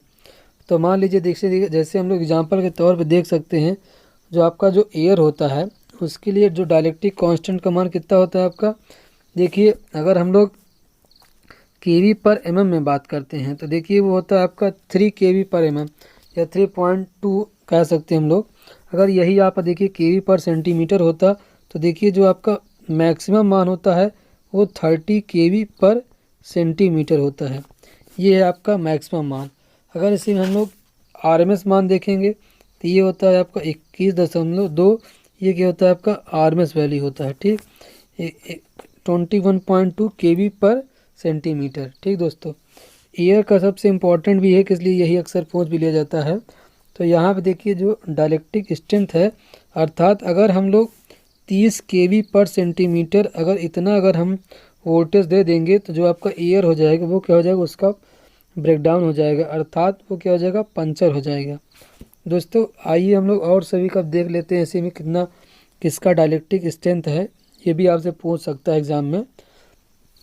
तो देखिए इसी प्रकार जो आपका ग्लास होता है उसका देखिए 12 से लेकर 20 के बीच kV पर mm में दिया है। अगर अब इसी को सेंटीमीटर में करेंगे तो ये हो जाएगा आपका 120 से लेकर 200 के बीच में। इसी प्रकार देखिए आपका माइका का है 20 से लेकर 60 के बीच में, पेपर का होता है 18 होता है, पोर्सलिन का होता है आपका 15 होता है। ठीक दोस्तों, अगर हम लोग इसी में अगर देखिए अगर हम लोग ट्रांसफार्मर जो आयल होता है अगर उसकी बात कर लेते हैं तो उसका भी समथिंग देखिए 10 से लेकर ये होता है आपका 12 होता है। ठीक, ये हम लोग बात करें kV पर mm की बात। अगर देखिए मैंने बताया था कि जो आपका वैक्यूम होता है उसके लिए जो आपका डाइलेक्ट्रिक कहते हैं स्ट्रेंथ का मान कितना था, वो क्या था, अनंत था, अर्थात वैक्यूम का कभी भी ब्रेकडाउन नहीं होगा, उसके लिए डाइलेक्ट्रिक कांस्टेंट का मान से अधिक होता है। अगर सबसे अधिक पूछ लिया तो आप इसी का आंसर देंगे वैक्यूम का। अब चलिए दोस्तों हम लोग अपने क्वेश्चन पे आते हैं और देखते हैं कि उसका आंसर क्या है। तो देखिए यहाँ पे पूछा है माइका के लिए, देखिए तो माइका के लिए आपका क्या हो जाएगा, हम लोगों ने देखा अभी माइका के लिए कितना है 20 से लेकर 60 के बीच में। देखिए यहाँ पे जो आपको ऑप्शन नंबर है बी वाला क्या है, 30 से लेकर 50 kV पर mm। तो ये है आपका कहते हैं डाइलेक्ट्रिक कांस्टेंट क्या है माइका के लिए। और हम लोगों ने इसमें देखा इंपॉर्टेंट चीज़, इसको हम लोग kV पर mm या kV पर सेंटीमीटर से डिनोट करते हैं। और दूसरी चीज़ क्या देखिए, अब देखिए अगर वैक्यूम के लिए पूछेगा डाइलेक्ट्रिक स्ट्रेंथ तो उसको हम लोग इन्फिनाइट बताएंगे। अगर यही पूछ लेता डाइलेक्ट्रिक कांस्टेंट क्या होता है तो क्या होता है, 1 होता है। देखिए ये चीज़ बहुत इंपॉर्टेंट है इसलिए मैं आपको बार बार बता रहा हूँ। ठीक, और यहाँ पे देखिए एयर के लिए भी इम्पोर्टेंट है 30 kV पर सेंटीमीटर, ये क्या आपका मैक्सिमम मान है। ठीक, और इसीलिए अगर इसमें हम लोग RMS निकालते हैं तो 21.2 समथिंग होता है आपका kV पर सेंटीमीटर, ये होता है आपका RMS मान। ठीक है दोस्तों, उम्मीद करता हूँ आपको ये चीज़ अच्छे से समझ में आ गई। The dielectric constant or relative permittivity of glass is given by. तो दोस्तों यहाँ पूछ रहा है कि जो डाइलेक्ट्रिक कांस्टेंट होता है वो ग्लास के लिए कितना होता है। तो अभी हम लोगों ने देखा था इसके लिए इसका मान था क्या, 5 से 12, जो आपकी बुक में भी यही दिया है। तो दोस्तों देखिए यहाँ पे देखिए सबसे एप्रोप्रिएट ऑप्शन क्या होगा, तो देखिए ये ए नहीं हो सकता आपका, बी भी नहीं हो सकता है, सी देखिए 2 से 4 है, तो देखिए 2 से 4 है तो ये भी नहीं हो सकता, के लिए 5 से ही अधिक होता है। तो यहाँ पे देखिए जो आपका ऑप्शन नंबर डी क्या है, राइट है, 5 से लेकर 100 तक। तो देखिए दोस्तों मैंने बताया था कि इसका मान देखिए आपको दे सकता है कि 5 से 10 के बीच, 20 के बीच, 50 के बीच। तो यहाँ पे आप ज़्यादा कंफ्यूज नहीं होंगे, इसलिए इसके मान में कुछ न कुछ डिविएशन होता है, वो ऑप्शन के अकॉर्डिंग आपको आंसर देना रहता है। ठीक, आपका अगला प्रश्न है capacitors are mainly used for radio frequency tuning. तो दोस्तों देखिए अगर बात करता है कि रेडियो फ्रीक्वेंसी ट्यूनिंग के लिए कौन सा कैपेसिटर प्रयोग होता है तो ये होता है आपका एयर कैपेसिटर होता है। ठीक दोस्तों, अगर सिर्फ यही पूछता कि हाई फ्रीक्वेंसी के लिए कौन सा कैपेसिटर प्रयोग होता है तब आप ऑप्शन देते आप माइका कैपेसिटर। ठीक, तो यहाँ पे ये चीज़ याद रखिएगा कि अगर रेडियो को पूछेगा तो एयर, अगर हाई के लिए पूछेगा तो माइका। और हम लोग ने देखा था जो इलेक्ट्रोलिटिक था इसको हम लोग फिक्स्ड पोलैरिटी के लिए इस्तेमाल करते हैं, अर्थात DC के लिए। The capacitor can be used for only for DC। तो देखिए आपका ये क्वेश्चन भी आ गया। तो जो आपका कैपेसिटर है जो DC के लिए कौन सा इस्तेमाल होता है, इलेक्ट्रोलिटिक कैपेसिटर। ये क्वेश्चन पिछली कई बार आ चुका है, तो इस बुक में थोड़ा यही दिक्कत है, कुछ क्वेश्चन रिपीट्स हैं, लेकिन ये है कि रिपीट होने से कोई मतलब नहीं है, आप बार बार चीज़ें देखेंगे आपको बार बार याद होगा। ये चीज़ें इंपॉर्टेंट है कि आपको कितनी चीज़ें याद हो रही हैं, कितनी चीज़ें समझ में आ रही है। ठीक, the capacitor used in transistor circuit. तो दोस्तों देखिए जो आपका ट्रांजिस्टर में कौन सा कैपेसिटर इस्तेमाल होगा। तो देखिए जो आपका ट्रांजिस्टर होता है, ट्रांजिस्टर हम लोग बनाने के लिए क्या करते हैं, हम लोग को ऐसा कैपेसिटर चाहिए जिसका जो रिलेटिव परमिटिविटी का मान या डाइलेक्ट्रिक कांस्टेंट का मान क्या हो, अधिक हो, जिससे उसकी साइज़ क्या हो, छोटी बन जाए। तो इसके लिए हमारा सबसे बेस्ट रहेगा क्या, सिरेमिक कैपेसिटर, जिससे हमारी जो साइज़ हो वो छोटी हो जाए और हमारा ट्रांजिस्टर क्या हो, छोटा बने। ठीक। The capacitor are used for audio frequency and radio frequency coupling and tuning. तो दोस्तों देखिए यहाँ पे देखिए हर एक चीज़ के लिए पूछा है कि ऑडियो फ्रीक्वेंसी के लिए भी सूटेबल हो और रेडियो फ्रीक्वेंसी के लिए भी हो। तो देखिए यहाँ पे आपको ऑप्शन अकॉर्डिंग, तो देखिए यहाँ पे आपका माइका वाला जो है कैपेसिटर क्या हो जाएगा, बेस्ट हो जाएगा। तो यहाँ पे आपका ऑप्शन नंबर बी क्या है, राइट है। The area of a plate of the parallel plate capacitor to obtain capacity of 0.3 into 10⁻³ microfarad if they are separated by a displacement of 10 mm and a dielectric between them of permittivity 2.5 will be। तो दोस्तों इस question में हम लोग को area plate निकालना है, अर्थात ए का मान ज्ञात करना है। और उसमें देखिए कैपेसिटेंस अर्थात जो आपका कैपेसिटी का मान दिया है 0.3 इंटू 10⁻³ माइक्रोफैराड दिया है, और कह रहा है कि वो लोग सेपरेट किए गए हैं, अर्थात जो आपका डी का मान है वो क्या है, 10 mm दिया है। इसी प्रकार जो आपका डायलेक्ट्रिक बिटवीन देम अर्थात जो आपका इप्सिलॉन आर का मान है वो आपको दिया है 2.5 दिया है। अब दोस्तों इसमें हम लोग के एरिया का मान ज्ञात करना है। तो यहाँ पे देखिए हम लोग जानते हैं कि आपका सी बराबर जो होता है आपका epsilon naught epsilon R A upon क्या होता है, डी होता है। यहाँ से देखिए आपका ए बराबर आ जाएगा सी इंटू डी हो जाएगा आपका, अपान में ये हो जाएगा। ठीक, तो ये हो जाएगा आपका ए के लिए हो जाएगा। ठीक, अब इसी फार्मूले पर हम लोग को सारी वैल्यूज़ को पुट कर देनी है, आपका आंसर आ जाएगा। ठीक, तो देखिए यहाँ पे आपका सी का मान कितना दिया है, 0.3 इंटू 10⁻³ दिया है। ठीक, ये दिया है माइक्रोफैराड में, तो ये आ जाएगा आपका 10⁻6 हो जाएगा। ठीक, और गुणते जो आपका डी का मान है वो कितना दिया है, 10 mm दिया है, तो ये हो जाएगा 10⁻³ हो जाएगा। ठीक, और अपान में क्या है आपका इप्सिलॉन जो आपका नॉट है जो 0 है उसका मान देखिए कितना होता है 8.854 इंटू 10 कितना होता है आपका -12 होता है। ठीक, और गुणते आपका जो इप्सिलॉन आर का मान दिया था वो क्या दिया था आपका 2.5 दिया था। अब इसको अगर हम लोग सॉल्व करते हैं तो देखिए आपका आंसर आ जाता है 0.135 मीटर का स्क्वायर। इसको आप लोग सॉल्व करेंगे तो ये आपका आंसर कितना आएगा। तो देखिए आपका ऑप्शन के अकॉर्डिंग जो आपका ऑप्शन नंबर सी क्या हो जाएगा, राइट हो जाएगा। If 3 capacitor C1 C2 and C3 of values of 1 microfarad 2 microfarad and 4 microfarad respectively are in series and connected across a potential of 230 volt, then charge on each capacitor is। तो दोस्तों कह रहा है कि 3 आपके capacitor हैं जिनका देखिए कैपेसिटेंस का मान क्या है, 1 माइक्रोफैराड 2 है और क्या है 4 है। ठीक, और ये सब कनेक्ट है किसमें, सीरीज़ में कनेक्ट है। ठीक, across A potential of 230 volt, मतलब 230 वोल्ट है इनके क्रॉस पोटेंशियल डिफरेंस। अब हमको बताना है कि सभी पे चार्ज का मान कितना होगा। तो दोस्तों जैसा कि हम लोग जानते हैं, देखिए ये 3 आपके कैपेसिटर हैं जो कि सीरीज़ में कनेक्टेड हैं। ठीक, हम लोग जानते हैं कि सीरीज़ में जो आपका चार्ज का मान होता है वो क्या होता है, सेम होता है। ठीक, तो हम लोग सबसे पहले क्या करते हैं, सी इक्विवेलेंट निकाल लेते हैं। ठीक, उसके बाद हम लोग क्यू निकाल लेते हैं। पहले हम लोग देखिए अब इसको क्या करेंगे, 1/1 प्लस 1/2 प्लस 1/4। अब इसको हम लोग सॉल्व करेंगे तो ये आ जाएगा आपका 4/7 माइक्रोफैराड आ जाएगा। ठीक, अब देखिए क्यों निकालना है, हमको चार्ज निकालना है। तो देखिए जो एक पे चार्ज होगा वही सभी पे होगा, किस लिए सीरीज़ में हमारे चार्ज क्या होते हैं, सेम होते हैं। देखिए सी का मान हम लोग को पता चल गया 4/7, और ये है माइक्रोफैराड है तो ये 10⁻6 हो जाएगा। ये देखिए वी का मान क्या है 230 है, तो इसको हम लोग मल्टीप्लाई करेंगे तो ये सॉल्व करेंगे, अर्थात तो यह आ जाएगा 131 इंटू 10⁻6 कूलम। देखिए यहाँ पे आपका ऑप्शन नंबर सी क्या हो जाएगा, राइट। ठीक, the inverse of capacitance is called. तो दोस्तों जो कैपेसिटेंस होता है उसका इन्वर्स क्या होता है, यही हमको इस क्वेश्चन बताना है।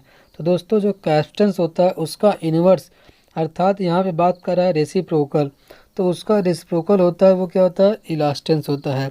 अब जिस प्रकार कैपेसिटेंस की यूनिट क्या होती है, फराड होती है, तो इसका क्या हो जाएगा, फराड इन्वर्स हो जाएगा। ठीक, तो ये हो गया। अब देखिए इसी प्रकार हम लोग सभी का देख लेते हैं। तो देखिए जो आपका रिलक्टेंस होता है इसका देखिए इन्वर्स क्या होगा, तो ये हो जाएगा इसका परमियंस होता है। ठीक, परमियंस होता है। अब देखिए रिलक्टेंस की यूनिट क्या होती है, इसको लोग डिनोट करते हैं यस से, और इसकी यूनिट क्या होती है, इसकी यूनिट होती है 1/हेनरी होती है, हेनरी। ठीक, और इसी का जो रेसिप्रोकल होता है परमियन जिसको कहते हैं, उसकी यूनिट क्या हो जाएगी, हेनरी हो जाएगी। अब दोस्तों इसी हम लोग एक चीज़ और कह सकते हैं, हम लोग जानते हैं कि यस बराबर होता है आपका, ये होता है आपका एमएमएफ अपान क्या होता है, फाई होता है। तो यहाँ से एक यूनिट आपकी और आ जाती है, ये क्या हो जाएगा, एम्पियर टर्न पर वेबर हो जाता है। ठीक, एम्पियर टर्न पर वेबर हो जाता है। अब अगर हम लोग परमियंस की बात करेंगे तो वो हो जाएगा आपका वेबर अपॉन एम्पियर टर्न हो जाएगा। देखिए यहाँ से आपकी दो यूनिट निकल के आती है, एक होती है इसका जो रेसिप्रोकल हेनरी होता है उसका परमियंस का, और दूसरा होता है 1/हेनरी, और दूसरी यूनिट क्या होती है, एम्पियर टर्न अपॉन वेबर, ये होता है रिलक्टेंस के लिए, और इसके लिए क्या हो जाएगा, इसका जस्ट उल्टा हो जाएगा। ठीक, अब दूसरा आता है आपका कंडक्टेंस। देखिए कंडक्टेंस को हम लोग जी से डिनोट करते हैं, और इसकी यूनिट क्या होती है, महो और सीमेंस होती है, या साइमन्स कहते हैं। ठीक, और इसी का रेसिप्रोकल क्या होता है, इसका रेसिप्रोकल हो जाएगा रेजिस्टेंस, जिसकी यूनिट क्या होती है, ओम होती है, उसको हम लोग आर से डिनोट करते हैं। ठीक, तीसरा है आपका क्या है, ससेप्टेंस है, इसकी भी यूनिट क्या होती है, महो और साइमन्स होती है, और इसका जो रेसिप्रोकल होता है वो क्या होता है, रिएक्टेंस, जिसको हम लोग यक्स से डिनोट करते हैं, और ससेप्टेंस को हम लोग बी से डिनोट करते हैं। अब देखिए इसी में दो केस बनता है, एक होता है आपका इंडक्टिव ससेप्टेंस, एक होता है कैपेसिटिव ससेप्टेंस। इसी प्रकार जो इसका इन्वर्स होता है, जो होता है आपका रिएक्टेंस, उसमें भी दो कंडीशन होता है, एक होता है आपका इंडक्टिव रिएक्टेंस जिसे हम लोग एक्सल से डिनोट करते हैं, एक होता है कहते हैं आपका कैपेसिटिव रिएक्टेंस जिसे हम लोग एक्स से डिनोट करते हैं, और इसमें भी यही कोर्स होता है BL, और क्या हो जाता है, BC होता है। अब देखिए इसकी यूनिट हो गई और इनके बारे में क्या हो गया। तो यहाँ से देखिए आपके क्वेश्चन एग्जाम में बनते हैं, कभी आपका रिलेक्टेंस का कहते हैं यूनिट पूछ लेता है, कभी आपसे ससेप्टेंस का पूछ लिया, कभी आपका कंडक्टेंस का पूछ लेता है, महो और साइमन्स, ये भी कई बार आपके एग्ज़ाम में आ गया है। तो देखिए रेसिप्रोकल और कहते हैं, ये रेसिप्रोकल और इन्वर्स एक ही चीज़ है, और ये चीज़ें आपसे एग्ज़ाम में पूछी जाती है। और एक टर्म होता है आपका एनालॉगस, वो भी मतलब पूछा जाता है, तो उसके लिए मैं आपको एक वीडियो अलग से प्रोवाइड कर दूंगा। When the dielectric is homogeneous the potential gradient is.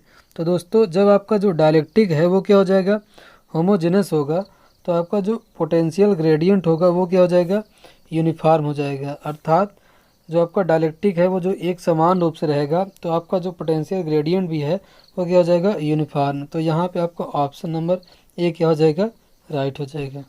The potential gradient across the material of low permittivity is than across the material of high permittivity. तो दोस्तों हम लोग जानते हैं जो पोटेंशियल ग्रेडियंट ई बराबर होता है आपका डी बटे होता है आपका इप्सिलॉन होता है। अब देखिए ये क्या है, आपका परमिटिविटी है। ठीक, तो यहाँ पे देखिए अगर जो आपका परमिटिविटी है इसका मान क्या अगर लो होगा, तो आपका जो पोटेंशियल ग्रेडियंट है वो क्या हो जाएगा, हाई हो जाएगा। अर्थात हम लोग ये कह सकते हैं कि जो लो परमिटिविटी के लिए पोटेंशियल ग्रेडियंट का मान क्या हो जाएगा, अधिक हो जाएगा।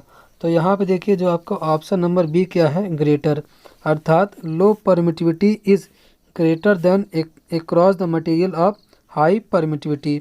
अर्थात लो परमिटिविटी के क्रॉस जो पोटेंशियल ग्रेडियंट का मान होगा वो हाई परमिटिविटी की अपेक्षा क्या होगा, ग्रेटर होगा, अधिक होगा। तो यहाँ पे आपका ऑप्शन नंबर बी क्या है, राइट है। आपका अगला क्वेश्चन है, field is associated with the capacitor. तो दोस्तों देखिए जो इलेक्ट्रिक फील्ड होता है वो क्या होता है, किससे रिलेटेड होता है, वो कैपेसिटर से रिलेटेड होता है। इसी प्रकार जो आपका मैग्नेटिक फील्ड होता है वो किस रिलेटेड होता है, वो होता है इंडक्टर से। तो यहाँ पे आपका ऑप्शन नंबर ए क्या है, राइट है। Electric field is associated with the capacitor. आपका अगला प्रश्न है, a capacitor having capacitance of 5 microfarad is charge to potential difference of 10,000 volt, the energy stored in the capacitor.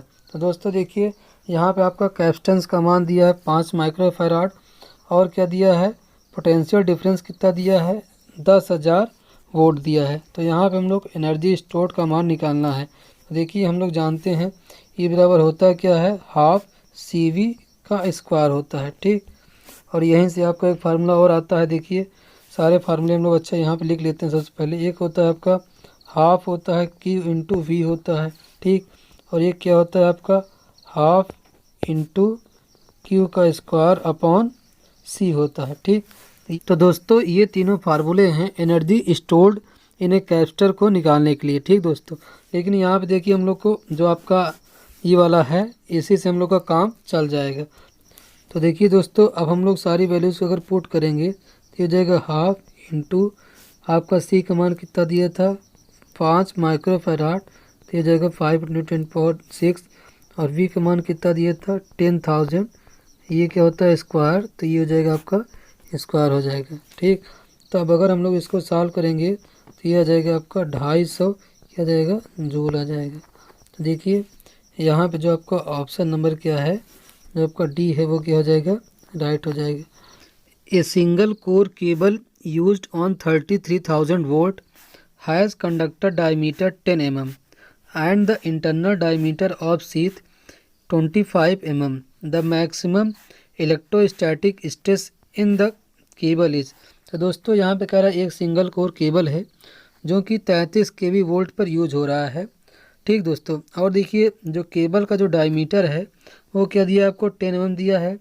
और जो इसका इंटरनल डायमीटर है, internal diameter of metallic sheath, इसको हम लोग मेटालिक शीथ कहते हैं, जो कि आपका क्या है 25 mm है। अब दोस्तों हम लोग को बताना है the maximum electrostatic stress in the cable. अब चलिए दोस्तों इसको समझने से पहले हम लोग देख लेते हैं कि जो आपका एक केबल होता है, आपका देखिए केबल पे कहाँ पे आपका जो डाइलेक्ट्रिक स्ट्रेस होता है वो मैक्सिमम होता है, कहाँ पे मिनिमम होता है। तो देखिए दोस्तों जैसा कि आप लोग फिगर में देख सकते हैं, देखिए ये जो आपका अंदर वाला पार्ट है ये क्या है, एक कंडक्टर है। देखिए कंडक्टर आपका बेसिकली देखिए कॉपर या एल्युमिनियम का बना होता है, ठीक। और देखिए इसमें जो ये वाला पार्ट है ये क्या है आपका मेटालिक शीथ है, ये एल्युमिनियम या लेड से बना होता है। दोस्तों एक जो आपका केबल होता है उस पर क्या क्या इंसुलेशन होता है, ठीक। और वो किस किस चीज़ से बना होता है, इन सब चीज़ों को मैंने एक वीडियो में जो आपका देखिए, आप अगर उसको देखना चाहते हैं तो आप प्लेलिस्ट में चले जाइएगा, वहाँ पे देखिए बेसिक इलेक्ट्रिकल में जाएंगे तो वहाँ पे इंसुलेशन रेजिस्टेंस ऑफ केबल, तो उसमें मैंने बताया है कि क्या क्या इंसुलेशन होता है केबल पे, और उसमें ये भी बताया है कि केबल का क्या इंसुलेशन रेजिस्टेंस होता है। तो अगर आप देखना चाहते हैं तो वहाँ पे जाके अच्छे से देख सकते हैं, ठीक दोस्तों। चलिए यहाँ पे मैं आपको थोड़ा सा एक हिंट भी दे देता हूँ। देखिए जो केबल पे इंसुलेशन होता है, देखिए होता है, देखिए याद करने की ट्रिक है सिम बास, ठीक। तो देखिए सबसे अंदर आपका होता है कंडक्टर, उसके बाद होता है इंसुलेशन, फिर होता है आपका मेटालिक शीथ, फिर होता है आपका बेंडिंग, फिर होता है आर्मर, फिर होता है क्या सर्विंग होता है, तो ठीक ये है क्रम। चलिए मैं इसका लिंक भी देखिए यहाँ पे ऊपर आई बटन पे आप देख सकते हैं, यहाँ मैं दे रहा हूँ, यहाँ से भी आप इस वीडियो को देख सकते हैं। अब चलिए हम लोग आगे बात करते हैं।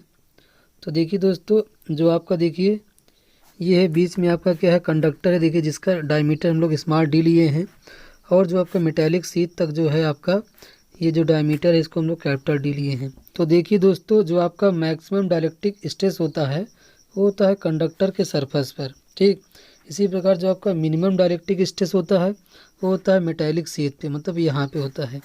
देखिए इसका एक क्रॉस सेक्शनल व्यू है, तो यहाँ पे देख सकते हैं, ये देखिए G मैक्स जो है वो है कंडक्टर के सरफेस पे, ये आपका कंडक्टर है और ये आपका मेटालिक शीथ है।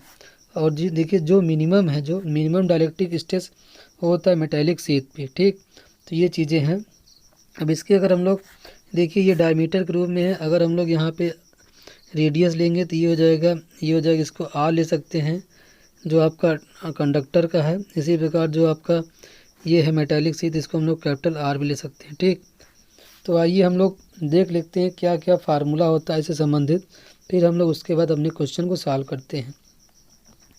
तो देखिए जो जी मैक्स के लिए आपका फार्मूला होता है V अपॉन, देखिए ये स्मॉल r ln d/d अर्थात कैपिटल D/d वोल्ट पर मीटर। ठीक, अब दोस्तों देखिए अगर हम लोग रेडियस के टर्म में अगर फार्मूला लिखेंगे तो हम लोग लिखेंगे V अपॉन r। अब देखिए स्मॉल r इसलिए लिखे हैं कि इसलिए हम लोग को जी मैक्स निकालना है, और जी मैक्स जो होगा वो होगा कंडक्टर के सरफेस पे। ठीक, अगर हम लोग डायमीटर के रूप में अगर ये फार्मूला लिखेंगे तो हम लोग ले लेंगे 2V अपॉन, देखिए small d ln capital D upon d। ठीक, हम लोग को कंडक्टर के सरफेस पे जो होता है वो डाइलेक्ट्रिक मैक्सिमम होता है, इसलिए हम लोग स्मॉल d लिए हैं। इसी प्रकार देखिए जी मिनिमम जो होगा वो हो जाएगा V upon capital R ln d/d। ठीक, अब देखिए जी मिनिमम अगर हम लोग डायमीटर के रूप में लेंगे तो ये हो जाएगा आपको simply 2V upon capital D ln d upon d, मतलब capital D upon small d। ठीक, अब यहाँ से देखिए एक चीज़ और इम्पॉर्टेंट है, ये the ratio of maximum and minimum stresses. तो देखिए आपसे ये भी पूछ सकता है कि जो जी मैक्स और जी मिनिमम का जो रेशियो होगा वो कितना होगा। तो देखिए इसको हम लोग देखते हैं, देखिए ये होता है capital D upon small d। ठीक, तो ये सब चीज़ें हैं, ये था फार्मूला और उससे संबंधित कुछ चीज़ें। अब चलिए हम लोग इस सवाल को देखते हैं। हमारा सवाल बेसिकली इसी फार्मूले से लग जाएगा, इसलिए हम लोग को जी मैक्स पूछा है। मैंने ये सब चीज़ें इसलिए बता दी कि अगर आपसे जी मिनिमम पूछ ले या इन दोनों का रेशियो पूछ ले तो आप उसको भी अच्छे से बता सकें। ठीक, तो देखिए जी मैक्स बराबर क्या होता है 2V upon small d log capital D upon small d। हम लोग सारी वैल्यूज़ को अगर पुट कर देते हैं तो देखिए आपका आंसर आ जाता है। तो ये था आपका, देखिए V था 33 kV या 33,000 वोल्ट, स्मॉल d था आपका 10 mm, ये हो जाएगा 10 × 10⁻³ और ये आपका देखिए लॉग 25/10। तो ठीक, इसका मान हम लोग देखिए अब इसको सॉल्व करेंगे तो ये आ जाएगा आपका 72 × 10⁵ वोल्ट पर मीटर। ठीक, तो ये है आपका आंसर। देखिए आपका ऑप्शन नंबर बी क्या हो जाएगा, राइट है। ठीक, तो ये सब चीज़ें आप अच्छे से ध्यान दीजिए। देखिए इस टाइप के सवाल तभी आ सकते हैं जब आपको देखिए लॉग का मान दिया हो, जैसे ये लॉग 25/10 है, इसका मान दिया हो, तभी इस टाइप से आपके सवाल पूछे जा सकते हैं। नहीं तो सिंपली देखिए इसका आने का चांस ज़्यादा है, जी मैक्स अपॉन जी मिनिमम पूछ सकता है, इसमें आपको लॉग वगैरह की ज़रूरत नहीं पड़ेगी।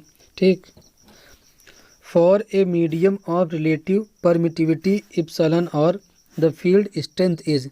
तो दोस्तों देखिए यहाँ पे देखिए रिलेटिव परमिटिविटी दिया है इप्सिलॉन r, तो हम लोग को फील्ड स्ट्रेंथ पूछ रहा है। तो देखिए जो आपका ऑप्शन नंबर है ई बराबर क्या है आपका sigma epsilon naught epsilon r Newton पर कूलम, यही ऑप्शन क्या हो जाएगा आपका, राइट हो जाएगा। और इसके लिए हम लोग और कई सारे फार्मूले देखे थे, जैसे आपका देखिए एफ अपॉन क्यू था, ई बराबर था आपका V अपॉन d था। ठीक, आदि चीज़ें हम लोगों ने देखा भी था। तो यहाँ पे देखिए आपका ऑप्शन नंबर क्या हो जाएगा, ये वाला क्या हो जाएगा, राइट हो जाएगा। An equipotential surface is one which has all the points at potential. तो दोस्तों इसमें कह रहा है कि एक इक्विपोटेंशियल सरफेस है। तो देखिए इसमें नाम से ही स्पष्ट हो जा रहा है, इक्विपोटेंशियल सरफेस मतलब सम विभव अर्थात समान विभव, मतलब जहाँ पे क्या हो, समान विभव हो। तो ऐसे विभव देखिए जो आपका ऐसे सरफेस पे जो आपका पोटेंशियल होगा वो क्या हो जाएगा, सेम हो जाएगा। तो यहाँ पर आपका ऑप्शन नंबर ए क्या हो जाएगा, राइट हो जाएगा। मतलब a equipotential surface is one which has all points at same potential. Two infinite parallel plates 10 mm apart have maintained between them a potential difference of 100 volt. The acceleration of an electron placed between them is। तो दोस्तों यहाँ पे देखिए कह रहा है कि दो पैरेलल प्लेट्स हैं जिनके बीच क्या है 10 mm अपार्ट है, मतलब उनके बीच जो डिस्टेंस है वो क्या है 10 mm है। अब दोस्तों कह रहा है जो पोटेंशियल डिफरेंस है वो क्या है 100 वोल्ट है, अर्थात जो V है वो क्या है 100 वोल्ट है। अब इसमें देखिए आपको पता क्या करना है, acceleration of an electron placed between them is. एक इलेक्ट्रॉन है जो कि उनके बीच में रखा गया है, तो हम लोग को त्वरण अर्थात एक्सीलरेशन ज्ञात करना है। तो देखिए जो एक्सीलरेशन आपका फार्मूला जो होता है वो होता है F बराबर होता है m × a होता है। तो देखिए यहाँ पे देखिए हम लोग इलेक्ट्रॉन का मास, तो चलिए हम लोग को पता चल जाएगा इलेक्ट्रॉन का मास होता है 9.1 × 10⁻³ होता है। ठीक, तो ये यहाँ से अब देखिए ए निकालने के लिए हम लोग को देखिए फोर्स की जो एफ का मान है उसकी भी ज़रूरत पड़ेगी। तो देखिए यहाँ पे हिंट में भी दिया है ए बराबर देखिए आपके क्या हो जाएगा एफ बाई एम। तो यहाँ पे देखिए हम लोग सबसे पहले एफ का मान निकाल लेते हैं।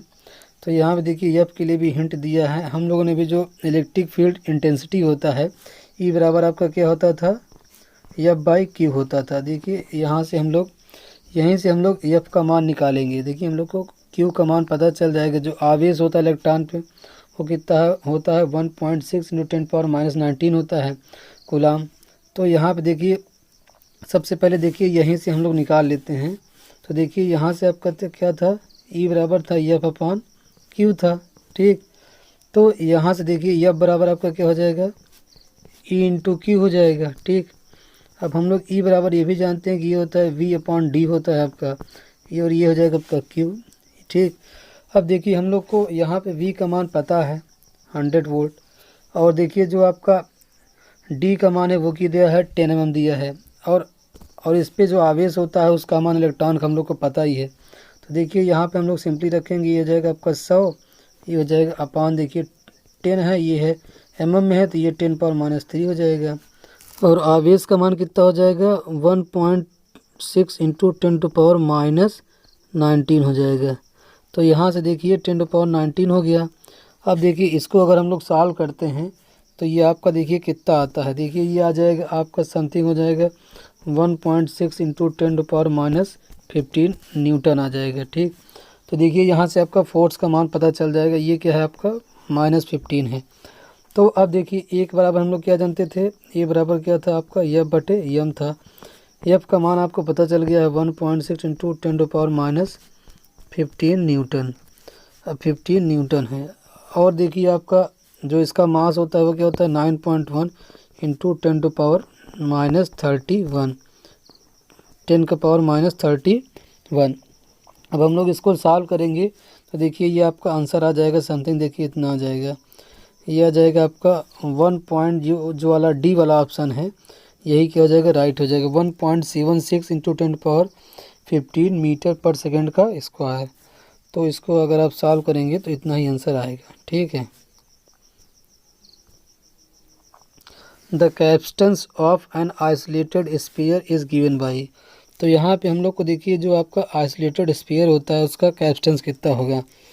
तो देखिए जो आइसोलेटेड स्फीयर के लिए जो कैपेसिटेंस का मान होता है वो होता है आपका 4πε0 × r, ये क्या है आपका फराड है, ठीक।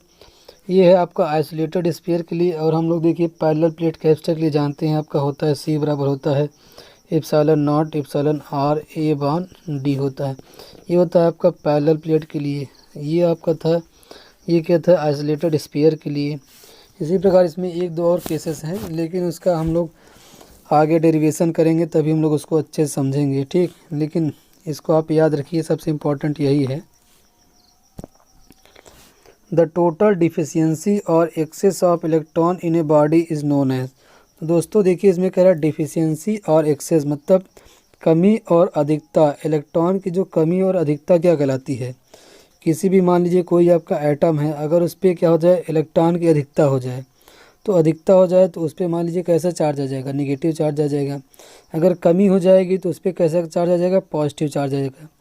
कमी अर्थात वो क्या होगा कुछ ना कुछ इलेक्ट्रॉन देगा तो जिसके कारण उस पर क्या हो जाएगा पॉजिटिव चार्ज आ जाएगा। तो अगर देगा तो उस पर क्या हो जाएगी कमी हो जाएगी तो डिफिशियंसी हो जाएगी। इसी प्रकार जो लेगा उसके पास क्या हो जाएगा एक्सेस हो जाएगा, तो लेगा तो उस पर क्या हो जाएगा नेगेटिव चार्ज आ जाएगा। अब देखिए ये प्रक्रिया कहलाती क्या है, ये होता है जो है नोन एज, ये कार्ड कहलाता है आपका क्या होता है चार्ज के कारण होता है, ठीक। तो वही जो उस पर आवेश आ जाता है पॉजिटिव नेगेटिव, ठीक। तो ये क्या हो जाएगा आपका ऑप्शन नंबर डी क्या हो जाएगा right. The relative permittivity has following units. तो दोस्तों देखिए यहाँ पे कह रहा है जो आपका रिलेटिव परमिटिविटी होता है उसका यूनिट क्या होता है। इसको मैंने आपको अभी पीछे बताया भी था। जो आपका रिलेटिव परमिटिविटी या डायलेक्ट्रिक जो कांस्टेंट होता है वो एक ही चीज़ होता है और इसकी कोई यूनिट नहीं होती है।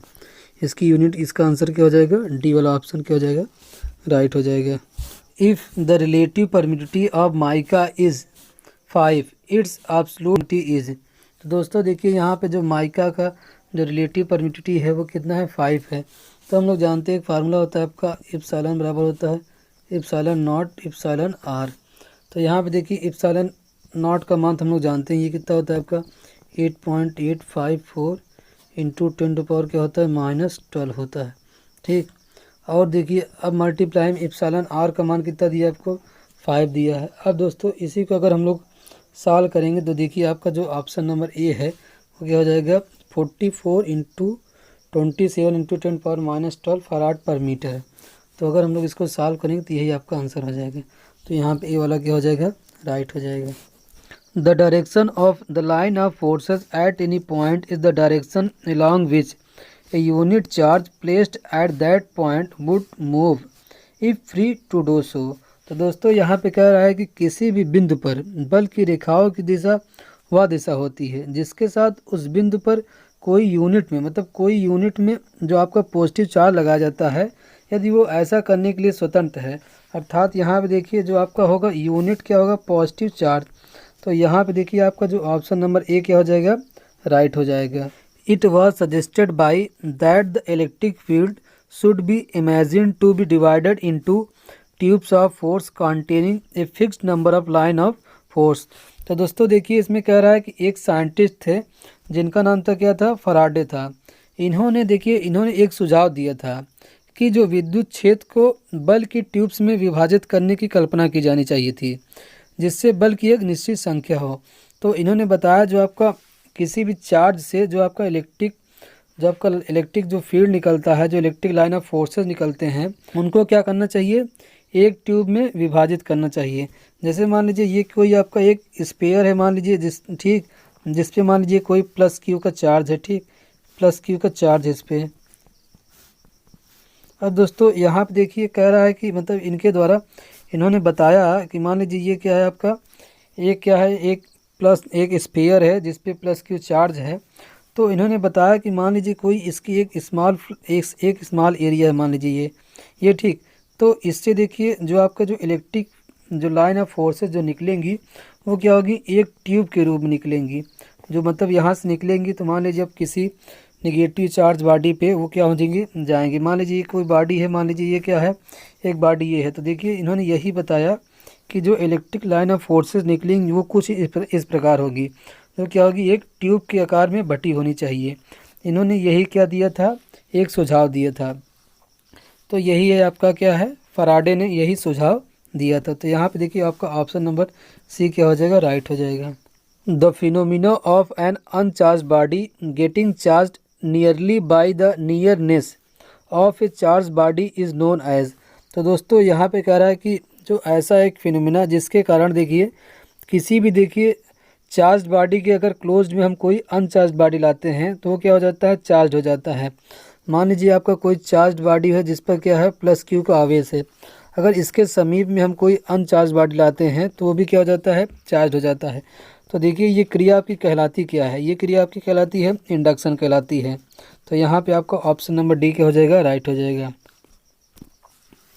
ए unit tube of flux is known as tube. तो दोस्तों अभी हम लोगों ने बात किया था जो फराडे जी ने जो सुझाव दिया था, तो यही आपका क्या है ऑप्शन नंबर बी क्या हो जाएगा राइट हो जाएगा। The number of Faraday tubes of flux passing through the surface in A electric field is called. तो दोस्तों अभी हम लोगों ने जो बताया था कि मतलब किसी भी जो आपका कोई एक चार्ज बॉडी है जिस पर प्लस की आवेश है, जो उसके द्वारा जो उसके सरफेस द्वारा जो आपका जो इलेक्ट्रिक फील्ड निकलेगा हम लोग उसे क्या कहते हैं, जो पास होता है उसे क्या कहते हैं, तो क्या कहलाता है आपका इलेक्ट्रिक फ्लक्स कहलाता है। तो यहाँ पे आपका ऑप्शन नंबर ए क्या हो जाएगा राइट हो जाएगा। Unit of electric field intensity is. तो दोस्तों देखिए यहाँ पे इलेक्ट्रिक फील्ड इंटेंसिटी की यूनिट पूछ रहा है। तो हम लोगों ने अभी देखा भी था ई बराबर क्या था आपका F/Q, ये यूनिट वहीं से आई है। तो यहाँ पे देखिए आपका ऑप्शन नंबर सी क्या हो जाएगा राइट हो जाएगा न्यूटन पर कूलाम, ठीक। इससे संबंधित और चीज़ें जो थी मैंने पीछे भी बताया भी था। तो यहाँ पे आपका ऑप्शन नंबर सी क्या हो जाएगा right. The value of E with in the field due two point charge can be found with the help of. तो दोस्तों देखिए हम लोग को वैल्यू ऑफ ई अर्थात ये है इलेक्ट्रिक फील्ड इंटेंसिटी का मान हम लोग ज्ञात कर सकते हैं किसी चार्ज पर किसकी सहायता से। तो मतलब हम लोग फराडे लॉ की सहायता से ज्ञात कर सकते हैं, किरचॉफ की, कूलाम की, नॉन ऑफ द एबव। तो दोस्तों हम लोगों ने अभी देखा, अभी इसके जस्ट पिछले क्वेश्चन देखा था, ई बराबर क्या था आपका F/Q। अब देखिए किसी चार्ज पे हम लोग को आवेश का मान तो पता है, होता ही है, तो हम लोग अगर यहाँ पे देखिए फोर्स निकाल लें तो हम लोग को इलेक्ट्रिक फील्ड इंटेंसिटी क्या हो जाएगी, ज्ञात हो जाएगी। तो देखिए फोर्स निकालने के लिए हम लोगों ने अभी क्वेश्चन में देखा था और इसके पिछले वीडियो में भी देखा था, जब आपका कूलाम का जो सेकेंड लॉ होता है F = Q1 × Q2/d², अर्थात जो उनके बीच दूरी होती है। तो हम लोग कूलाम की सहायता से देखिए फोर्स का मान ज्ञात कर लेंगे। तो यहाँ पे देखिए हम लोग का जो ऑप्शन हो जाएगा राइट, जो हो जाएगा सी नंबर। कूलाम्स लॉ की सहायता से हम लोग ई का मान ज्ञात कर लेंगे। एट ए पॉइंट में be defined as equal to the line of force passing normally through a unit cross sectional at that point. तो दोस्तों देखिए किसी भी यूनिट क्रॉस सेक्शन एरिया से जो लाइन ऑफ फोर्स पास होते हैं उन्हें ही हम लोग इलेक्ट्रिक फील्ड इंटेंसिटी कहते हैं। तो यहाँ पे देखिए जो आपका ऑप्शन नंबर ए क्या हो जाएगा, राइट हो जाएगा। Electric field intensity at a point में be defined as equal to the line of force passing normally through a unit cross sectional area. और इलेक्ट्रिक फील्ड इंटेंसिटी हम लोग बात भी कर चुके हैं, हम लोग इसे ई से डिनोट करते हैं और कई सारे फार्मूले भी हम लोगों ने देख लिया है। Electric field intensity at any point in at electric field is equal to the at that point. तो दोस्तों देखिए जो आपका इलेक्ट्रिक फील्ड इंटेंसिटी होता है वो क्या होता है, पोटेंशियल ग्रेडियंट के बराबर होता है। हम लोग लिखते हैं क्या, ई बराबर क्या होता है -g। तो यही जो आपका ये है पोटेंशियल ग्रेडियंट और ये जो है इलेक्ट्रिक फील्ड इंटेंसिटी, ये क्या है, दोनों एक ही चीज़ है। ठीक, electric flux density D is related to electric field intensity E by the relation। तो दोस्तों देखिए इलेक्ट्रिक फ्लक्स डेंसिटी D और इलेक्ट्रिक फील्ड इंटेंसिटी E हम लोग ने अभी पीछे भी देखा था। देखिए ये होता है आपका D/ε, या हम लोगों ने पिछले वाले वीडियो में भी देखा था। ठीक, तो ये यही होता है। E बराबर क्या होता है, अब देखिए यहाँ से देखिए D निकल गया है तो D बराबर क्या हो जाएगा, देखिए ऑप्शन नंबर ए क्या हो जाएगा आपका, D = ε0 ε r × E। देखिए ये एप्सिलॉन बराबर यही होता है ε0 और εr, वही चीज़ यहाँ पे देखिए कर दिया है। तो देखिए फ्लक्स डेंसिटी और इलेक्ट्रिक फील्ड इंटेंसिटी जो संबंध होगा यही होगा। ठीक, तो आपका ऑप्शन नंबर ए क्या हो जाएगा, राइट हो जाएगा। Electric displacement is a. तो दोस्तों देखिए जो आपका इलेक्ट्रिक डिस्प्लेसमेंट होता है वो क्या होता है, एक प्रकार का क्या होता है, वेक्टर क्वांटिटी होता है। तो यहाँ पे आपका ऑप्शन नंबर बी क्या हो जाएगा, राइट हो जाएगा, vector quantity. The surface integral of normal component of the electric intensity E over a closed surface is equal to 1/4 ε0 times the total charge inside it. तो दोस्तों यहाँ पे देखिए यही ये प्रश्न रिपीटेड है और इसको हम लोगों ने देखा भी था। हम लोगों ने देखा था क्या रिलेशन था आपका, E × dA is equal to क्या था आपका, Q/ε था। ठीक, ये आपका रिलेशन था, यही आपका क्या था, गॉस का थ्योरम था। तो यहाँ पे देखिए आपका ऑप्शन नंबर ए क्या है, राइट है। तो ये दोस्तों देखिए ये क्वेश्चन क्या है आपका, रिपीटेड है।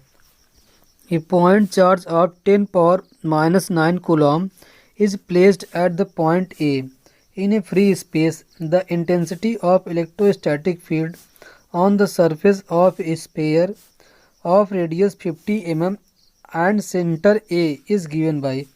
तो दोस्तों देखिए एक पॉइंट चार्ज है जिस पर देखिए 10⁻⁹ कूलम क्या है, चार्ज है, जो कि एक पॉइंट ए पे रखा है, जो कि क्या यहाँ पे है, फ्री स्पेस में है।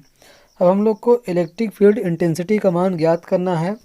और देखिए जो आपका पॉइंट चार्ज है उसका जो रेडियस है उसका क्या दिया है आपका, 50 mm दिया है। तो हम लोग देखिए इलेक्ट्रिक फील्ड इंटेंसिटी बराबर देखिए जानते हैं, ई बराबर होता है आपका 1/4 πε/Q/r²। अब देखिए हम लोग सारी चीज़ें यहाँ पे पुट कर देते हैं तो आपका आंसर आ जाता है। तो देखिए आपका 1/4 एप्सिलॉन का जो मान होगा वो क्या हो जाएगा, 9 × 10⁻, ये हो जाएगा 9 हो जाएगा आपका। अब आपका इंटू देखिए जो आवेश था वो क्या था, 10⁻⁹ था, और नीचे क्या था आपका आर का स्क्वायर, जो आपका रेडियस था उसका स्क्वायर। तो देखिए ये क्या था आपका 50 mm था। तो देखिए ये हो जाएगा आपका 50 mm था, तो ये 50 × 50 और इंटू 10⁻ क्या हो जाएगा, -6 हो जाएगा। ठीक, अब इसी को हम लोग सॉल्व करेंगे तो ये आपका आ जाएगा समथिंग देखिए 3600 आ जाएगा। ठीक, वोल्ट पर मीटर। तो देखिए यहाँ पे जो आपका ऑप्शन नंबर डी है वही क्या हो जाएगा, राइट हो जाएगा। ये हो जाएगा आपका कहते हैं 3595 वोल्ट पर मीटर, अर्थात 36। देखिए इतना आ रहा है तो इसके नज़दीक में देखिए यही मान है, तो यहाँ पे इसी को हम लोग राइट मान लेते हैं। ठीक, at a point is equal to the negative potential gradient at the point. तो दोस्तों अभी हम लोगों ने इसकी बात भी की थी, जो आपका इलेक्ट्रिक फील्ड इंटेंसिटी होता है वो क्या होता है, ये देखिए रिलेशन जो होता है इनके बीच, ये होता है ई बराबर क्या होता है, माइनस जी होता है। ठीक, तो पोटेंशियल ग्रेडियंट का क्या है, तो electric field intensity at a point is equal to the negative potential gradient at that point. तो यहाँ पे आपका ऑप्शन नंबर ए क्या हो जाएगा, राइट हो जाएगा। The unit of dielectric strength is given by. तो देखिए हम लोग इसकी बात भी कर चुके हैं, जो आपका डाइलेक्ट्रिक स्ट्रेंथ होता है उसकी यूनिट क्या होती है, वोल्ट पर मीटर। तो यहाँ पे आपका ऑप्शन नंबर ए क्या हो जाएगा, राइट हो जाएगा। Dielectric strength with increasing thickness. तो दोस्तों यहाँ पे कह रहा है कि जो आपका डाइलेक्ट्रिक स्ट्रेंथ होगा वो थिकनेस को बढ़ाने पे क्या होगा। तो देखिए जो आपका डाइलेक्ट्रिक स्ट्रेंथ होता है, जैसे जैसे उसकी थिकनेस बढ़ेगी आपका डाइलेक्ट्रिक स्ट्रेंथ क्या होगा, डिक्रीज होगा। हम लोग ने देखा भी था वो क्या था, डाइलेक्ट्रिक स्ट्रेंथ क्या था, ये आपका था वोल्ट पर mm था। ठीक, तो mm देखिए अब अगर ये थिकनेस का मान अगर देखिए ये अगर बढ़ेगा तो आपका डाइलेक्ट्रिक स्ट्रेंथ जो था वो क्या हो जाएगा, घट जाएगा। हम लोग यहाँ पे एक चीज़ और जानते हैं, V/अपन क्या होता है, आपका D होता है। तो यहाँ से भी आप लोग देख सकते हैं, अगर देखिए ये बढ़ेगा तो आपका जो डाइलेक्ट्रिक जो स्ट्रेंथ है वो क्या हो जाएगा, घट जाएगा। तो यहाँ पे आपको ऑप्शन नंबर बी क्या हो जाएगा, राइट हो जाएगा। The relation between the break down voltage V and the thickness T of the dielectric is given by V is equal to A into T power 2/3, where A is constant depending on the nature of medium and also on the thickness T। तो दोस्तों ये जो relation है, ये relation दिया गया था, ये रिलेशन कहलाता है आपका बोर्स लॉ कहलाता है। ये रिलेशन बताता है कि जो ब्रेकडाउन वोल्टेज और जो थिकनेस होता है मटेरियल का, उसके बीच जो रिलेशन होता है V बराबर होता है A इंटू टी का पावर 2/3। तो ये रिलेशन दिया था बोर्स लॉ, इसको सिंपली आपको याद करना है। इस तरह के प्रश्न ज़्यादा आपके एग्जाम में पूछने की संभावना तो नहीं रहती है, लेकिन आप लोग फिर भी देख लीजिए। The property of a capacitor to store electricity is called.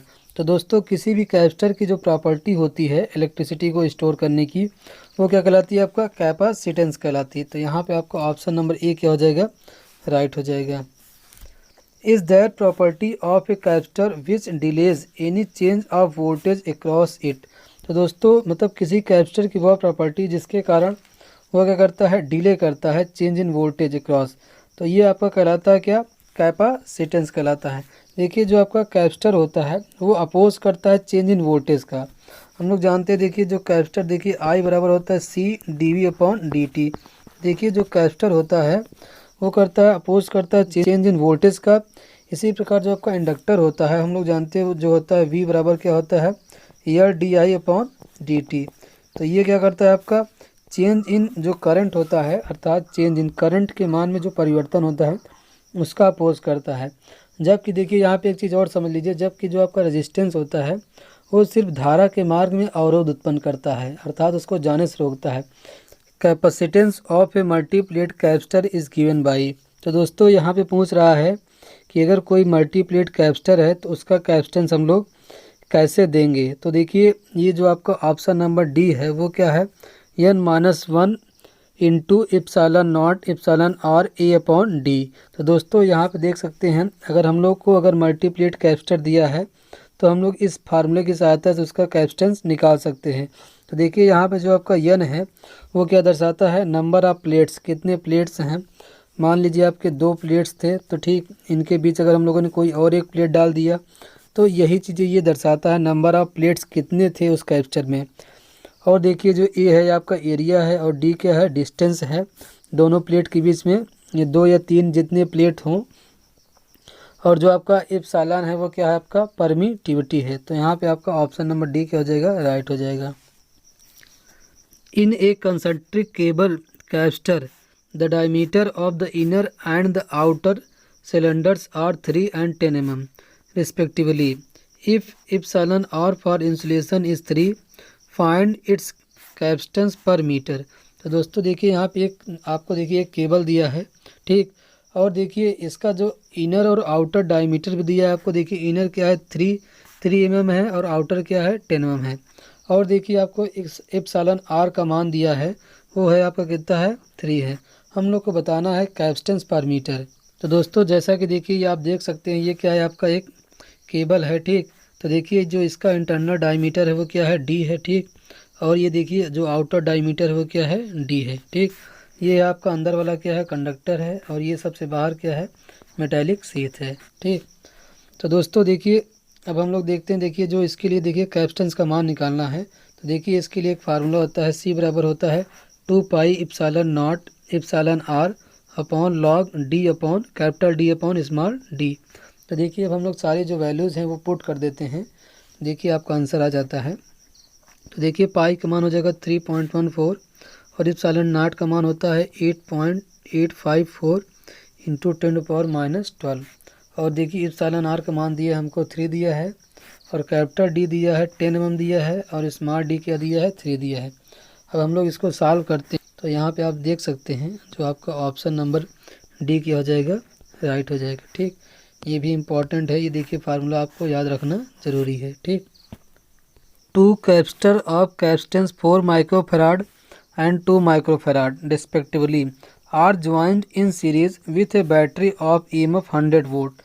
The connections are broken and the like terminals of the capacitor are then joined. The final charge on each capacitance will be each capacitor will be।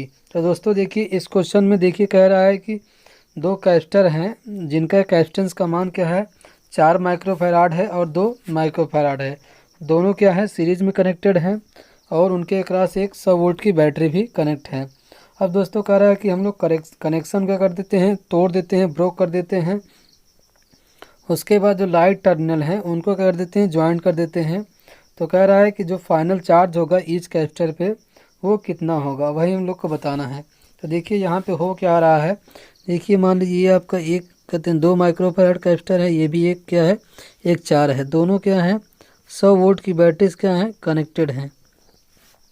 ये 2 है, ये है आपका 4 है। अब क्या कह रहा है कि दोनों कनेक्शन को ब्रेक करके हम लोग देखिए कुछ इस प्रकार से, देखिए ये 2 आपका ये से हो जाएगा, ये क्या हो जाएंगे पैरेलल में कनेक्ट हो जा रहे हैं। तो देखिए ये आपका 2 है, ये भी ये क्या है आपका 4 है।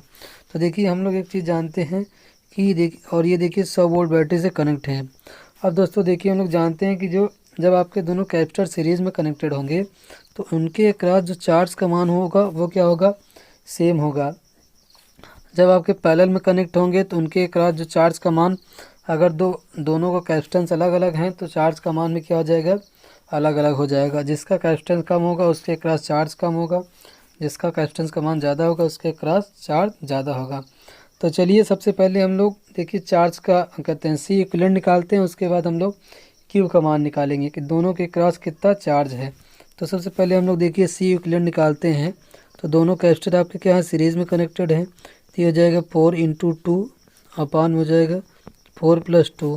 तो ये हो जाएगा आपका 8/6 हो जाएगा, और यहाँ से आ जाएगा आपका 1.33 ये जाएगा माइक्रो फराड आ जाएगा, ठीक। अब देखिए इसको हम लोग क्या करते हैं, अब यहाँ से हम लोग क्यू का मान निकाल लेते हैं। क्यू बराबर होता है C × V होता है। तो यहाँ से देखिए ये हो जाएगा आपका 1.33 इंटू आपका V का मान कितना है 100 है। तो यहाँ से देखिए आपका आ जाएगा 133 माइक्रो फराड हो जाएगा। इतना हो गया आपका चार्ज का मान। अर्थात देखिए दोस्तों जो इसके क्रॉस जो चार्ज है वो भी 133 क्या हो जाएगा आपका कूलाम हो जाएगा माइक्रो कूलाम, और इसके क्रॉस जो है वो भी क्या हो जाएगा 133 माइक्रो कूलाम, और टोटल चार्ज आपका क्या हो जाएगा 266 हो जाएगा। अब देखिए तीसरा केस यही बनता है कि देखिए जो आपके दोनों जो कैपेसिटर आप पैरेलल में जो कनेक्ट करेंगे हम लोग उसको जो कहते हैं ब्रोक करके। तो देखिए यहाँ से देखिए आपका 2 से 266 देखिए ये क्या हो जाएगा आपका जो चार्ज होगा वही टोटल चार्ज इन दोनों के क्रॉस होगा। तो देखिए जैसे हम लोग करंट डिवीज़न रूल लगाते हैं वैसे ही इसको भी हम लोग सॉल्व करेंगे। तो देखिए ये था आपका 2, ये था आपका 4 था। तो देखिए जब 2 माइक्रोफैराड के क्रॉस हम लोग निकालेंगे 2 माइक्रोफैराड के क्रॉस, तो हम लोग क्या करेंगे, जो आपका टोटल जो चार्ज है 266 गुणते 2 के क्रॉस निकालना है तो 4 लेंगे, बटे आपका जो टोटल दोनों का कैपेसिटेंस होगा 6, उसको लेंगे। तो ये आ जाएगा आपका, देखिए आ जाएगा 89 माइक्रो कूलाम हो जाएगा। ये हो जाएगा आपका 2 माइक्रोफैराड के क्रॉस। इसी प्रकार अब देखिए हम 4 माइक्रोफैराड के क्रॉस निकालते हैं, 4 माइक्रोफैराड के क्रॉस। तो ये हो जाएगा आपका 266 इंटू, ये हो जाएगा आपका 2 अपॉन टोटल कितना था 6 था। जब इसके क्रॉस निकालेंगे तो उसका कैपेसिटेंस लेंगे, उसके क्रॉस निकालेंगे तो इसका लेंगे, ऊपर की बात कर रहा हूँ मैं। तो देखिए ये हो जाएगा आपका 178 माइक्रो कूलाम। तो यही देखिए, तो दोनों यही देखिए, एक के क्रॉस हो जाएगा 89 माइक्रोफैराड, एक माइक्रो कूलाम हो जाएगा। ये इसलिए ये कहते हैं चार्ज निकाले हैं तो ये कूलाम में होगा। इसी प्रकार इसके क्रॉस भी क्या हो जाएगा 178 माइक्रो कूलाम हो जाएगा। तो देखिए यहाँ पे जो आपका ऑप्शन नंबर कौन सा है, ये जो ऑप्शन नंबर देखिए बी वाला जो है वो क्या हो जाएगा, राइट हो जाएगा। 178 एक है, ये क्या है 89, ठीक है। Two capacitor A and B are connected in series across a 100 volt supply and it is observed that potential difference across them are 60 volt and 40 volt respectively. A capacitor of 2 microfarad is now connected in parallel with A and potential difference across B rises to 90 volt. What is the capacitance of A and B in microfarad? चलिए दोस्तों पहले हम लोग question को समझते हैं। देखिए इस क्वेश्चन में कह रहा है, देखिए आपके देखिए 2 कैपेसिटर हैं, देखिए ए और बी है, ठीक। ये दोनों आपके सीरीज़ में कनेक्टेड हैं और ये कह रहा है कि जो आपका कैपेसिटर ही है उसके क्रॉस जो वोल्टेज है वो क्या है 60 वोल्ट है। इसी प्रकार जो आपका कैपेसिटर बी है वो क्या है, उसके क्रॉस वोल्टेज है 40 वोल्ट है, ठीक, 40 वोल्ट है। अब देखिए इनके क्रॉस जो टोटल वोल्टेज है वो क्या है 100 वोल्ट है, ठीक। अब दोस्तों ये कह रहा है कि यदि हम लोग जो आपका कैपेसिटर जो है ए वाला है, जिसके क्रॉस कैपेसिटेंस हम लोग माने हैं C1, इसके क्रॉस माने हैं, इसके क्रॉस C2 माने हैं, ठीक। तो जो आपका कैपेसिटर ये ए वाला है और ये क्या है आपका बी वाला है।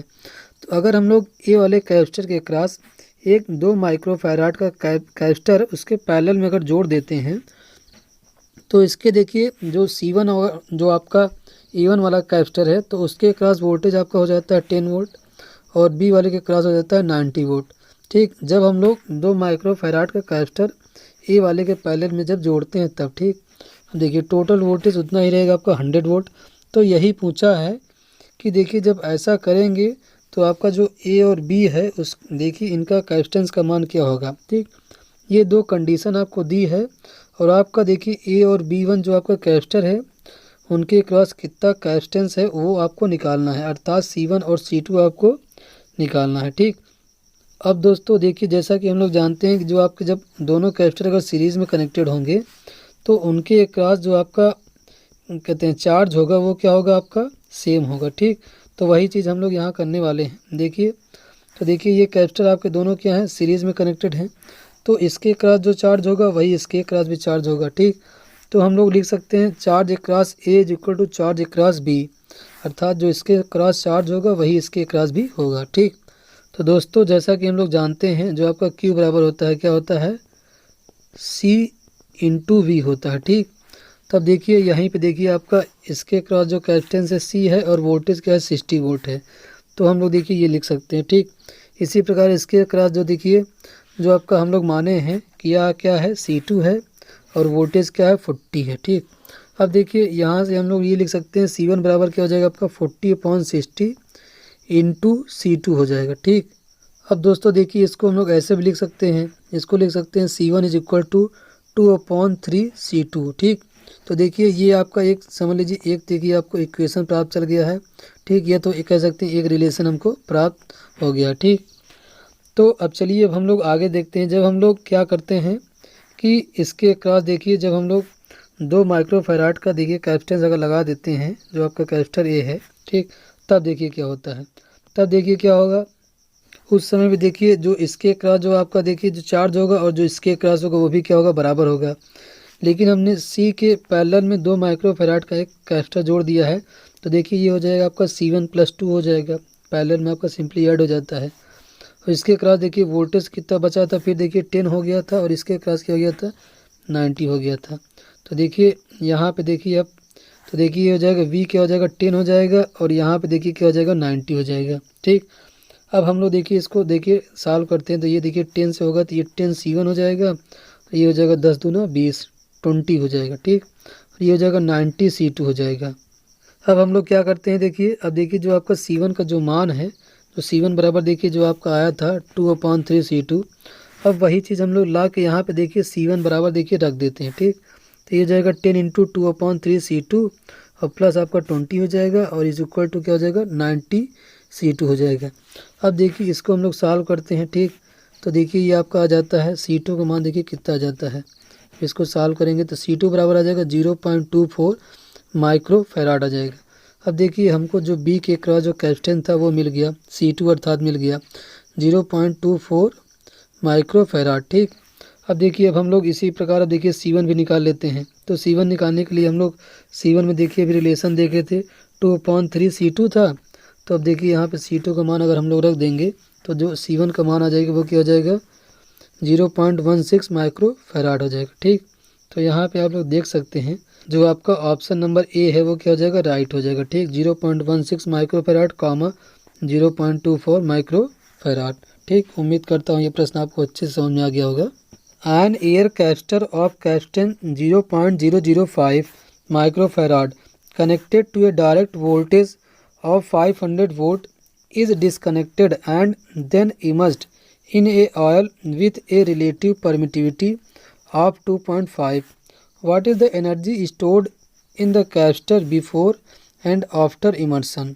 दोस्तों यहाँ पे कह रहा है कि एक एयर कैपेसिटर है जिसका कैपेसिटेंस का मान है 0.005 माइक्रोफैराड और देखिए वोल्टेज का मान दिया आपका 500 वोल्ट। अब दोस्तों कह रहा है कि हम लोग कैपेसिटर को डिस्कनेक्ट करते हैं और उसको ऐसे ऑयल में इमर्स्ड करते हैं अर्थात डुबोते हैं जिसकी रिलेटिव परमिटिविटी का मान 2.5 है। अब हम लोग को बताना है कि जो कैपेसिटर पे जो स्टोर्ड एनर्जी है अर्थात जो आपका देखिए स्टोर्ड एनर्जी का मान है वो पहले और बाद में कितना होगा, अर्थात जो तेल में डुबोने के बाद और उसके पहले जो stored energy in a capacitor होगा वो कितना होगा। ठीक, तो दोस्तों जैसा कि हम लोग जानते हैं आपका एक फार्मूला होता है E = होता है हाफ CV²। तो देखिए हम लोग पहले निकालते हैं उसमें मतलब तेल में डुबोने से पहले उसमें कितनी एनर्जी स्टोर्ड होगी। ठीक, ये होता है आपका हाफ CV²।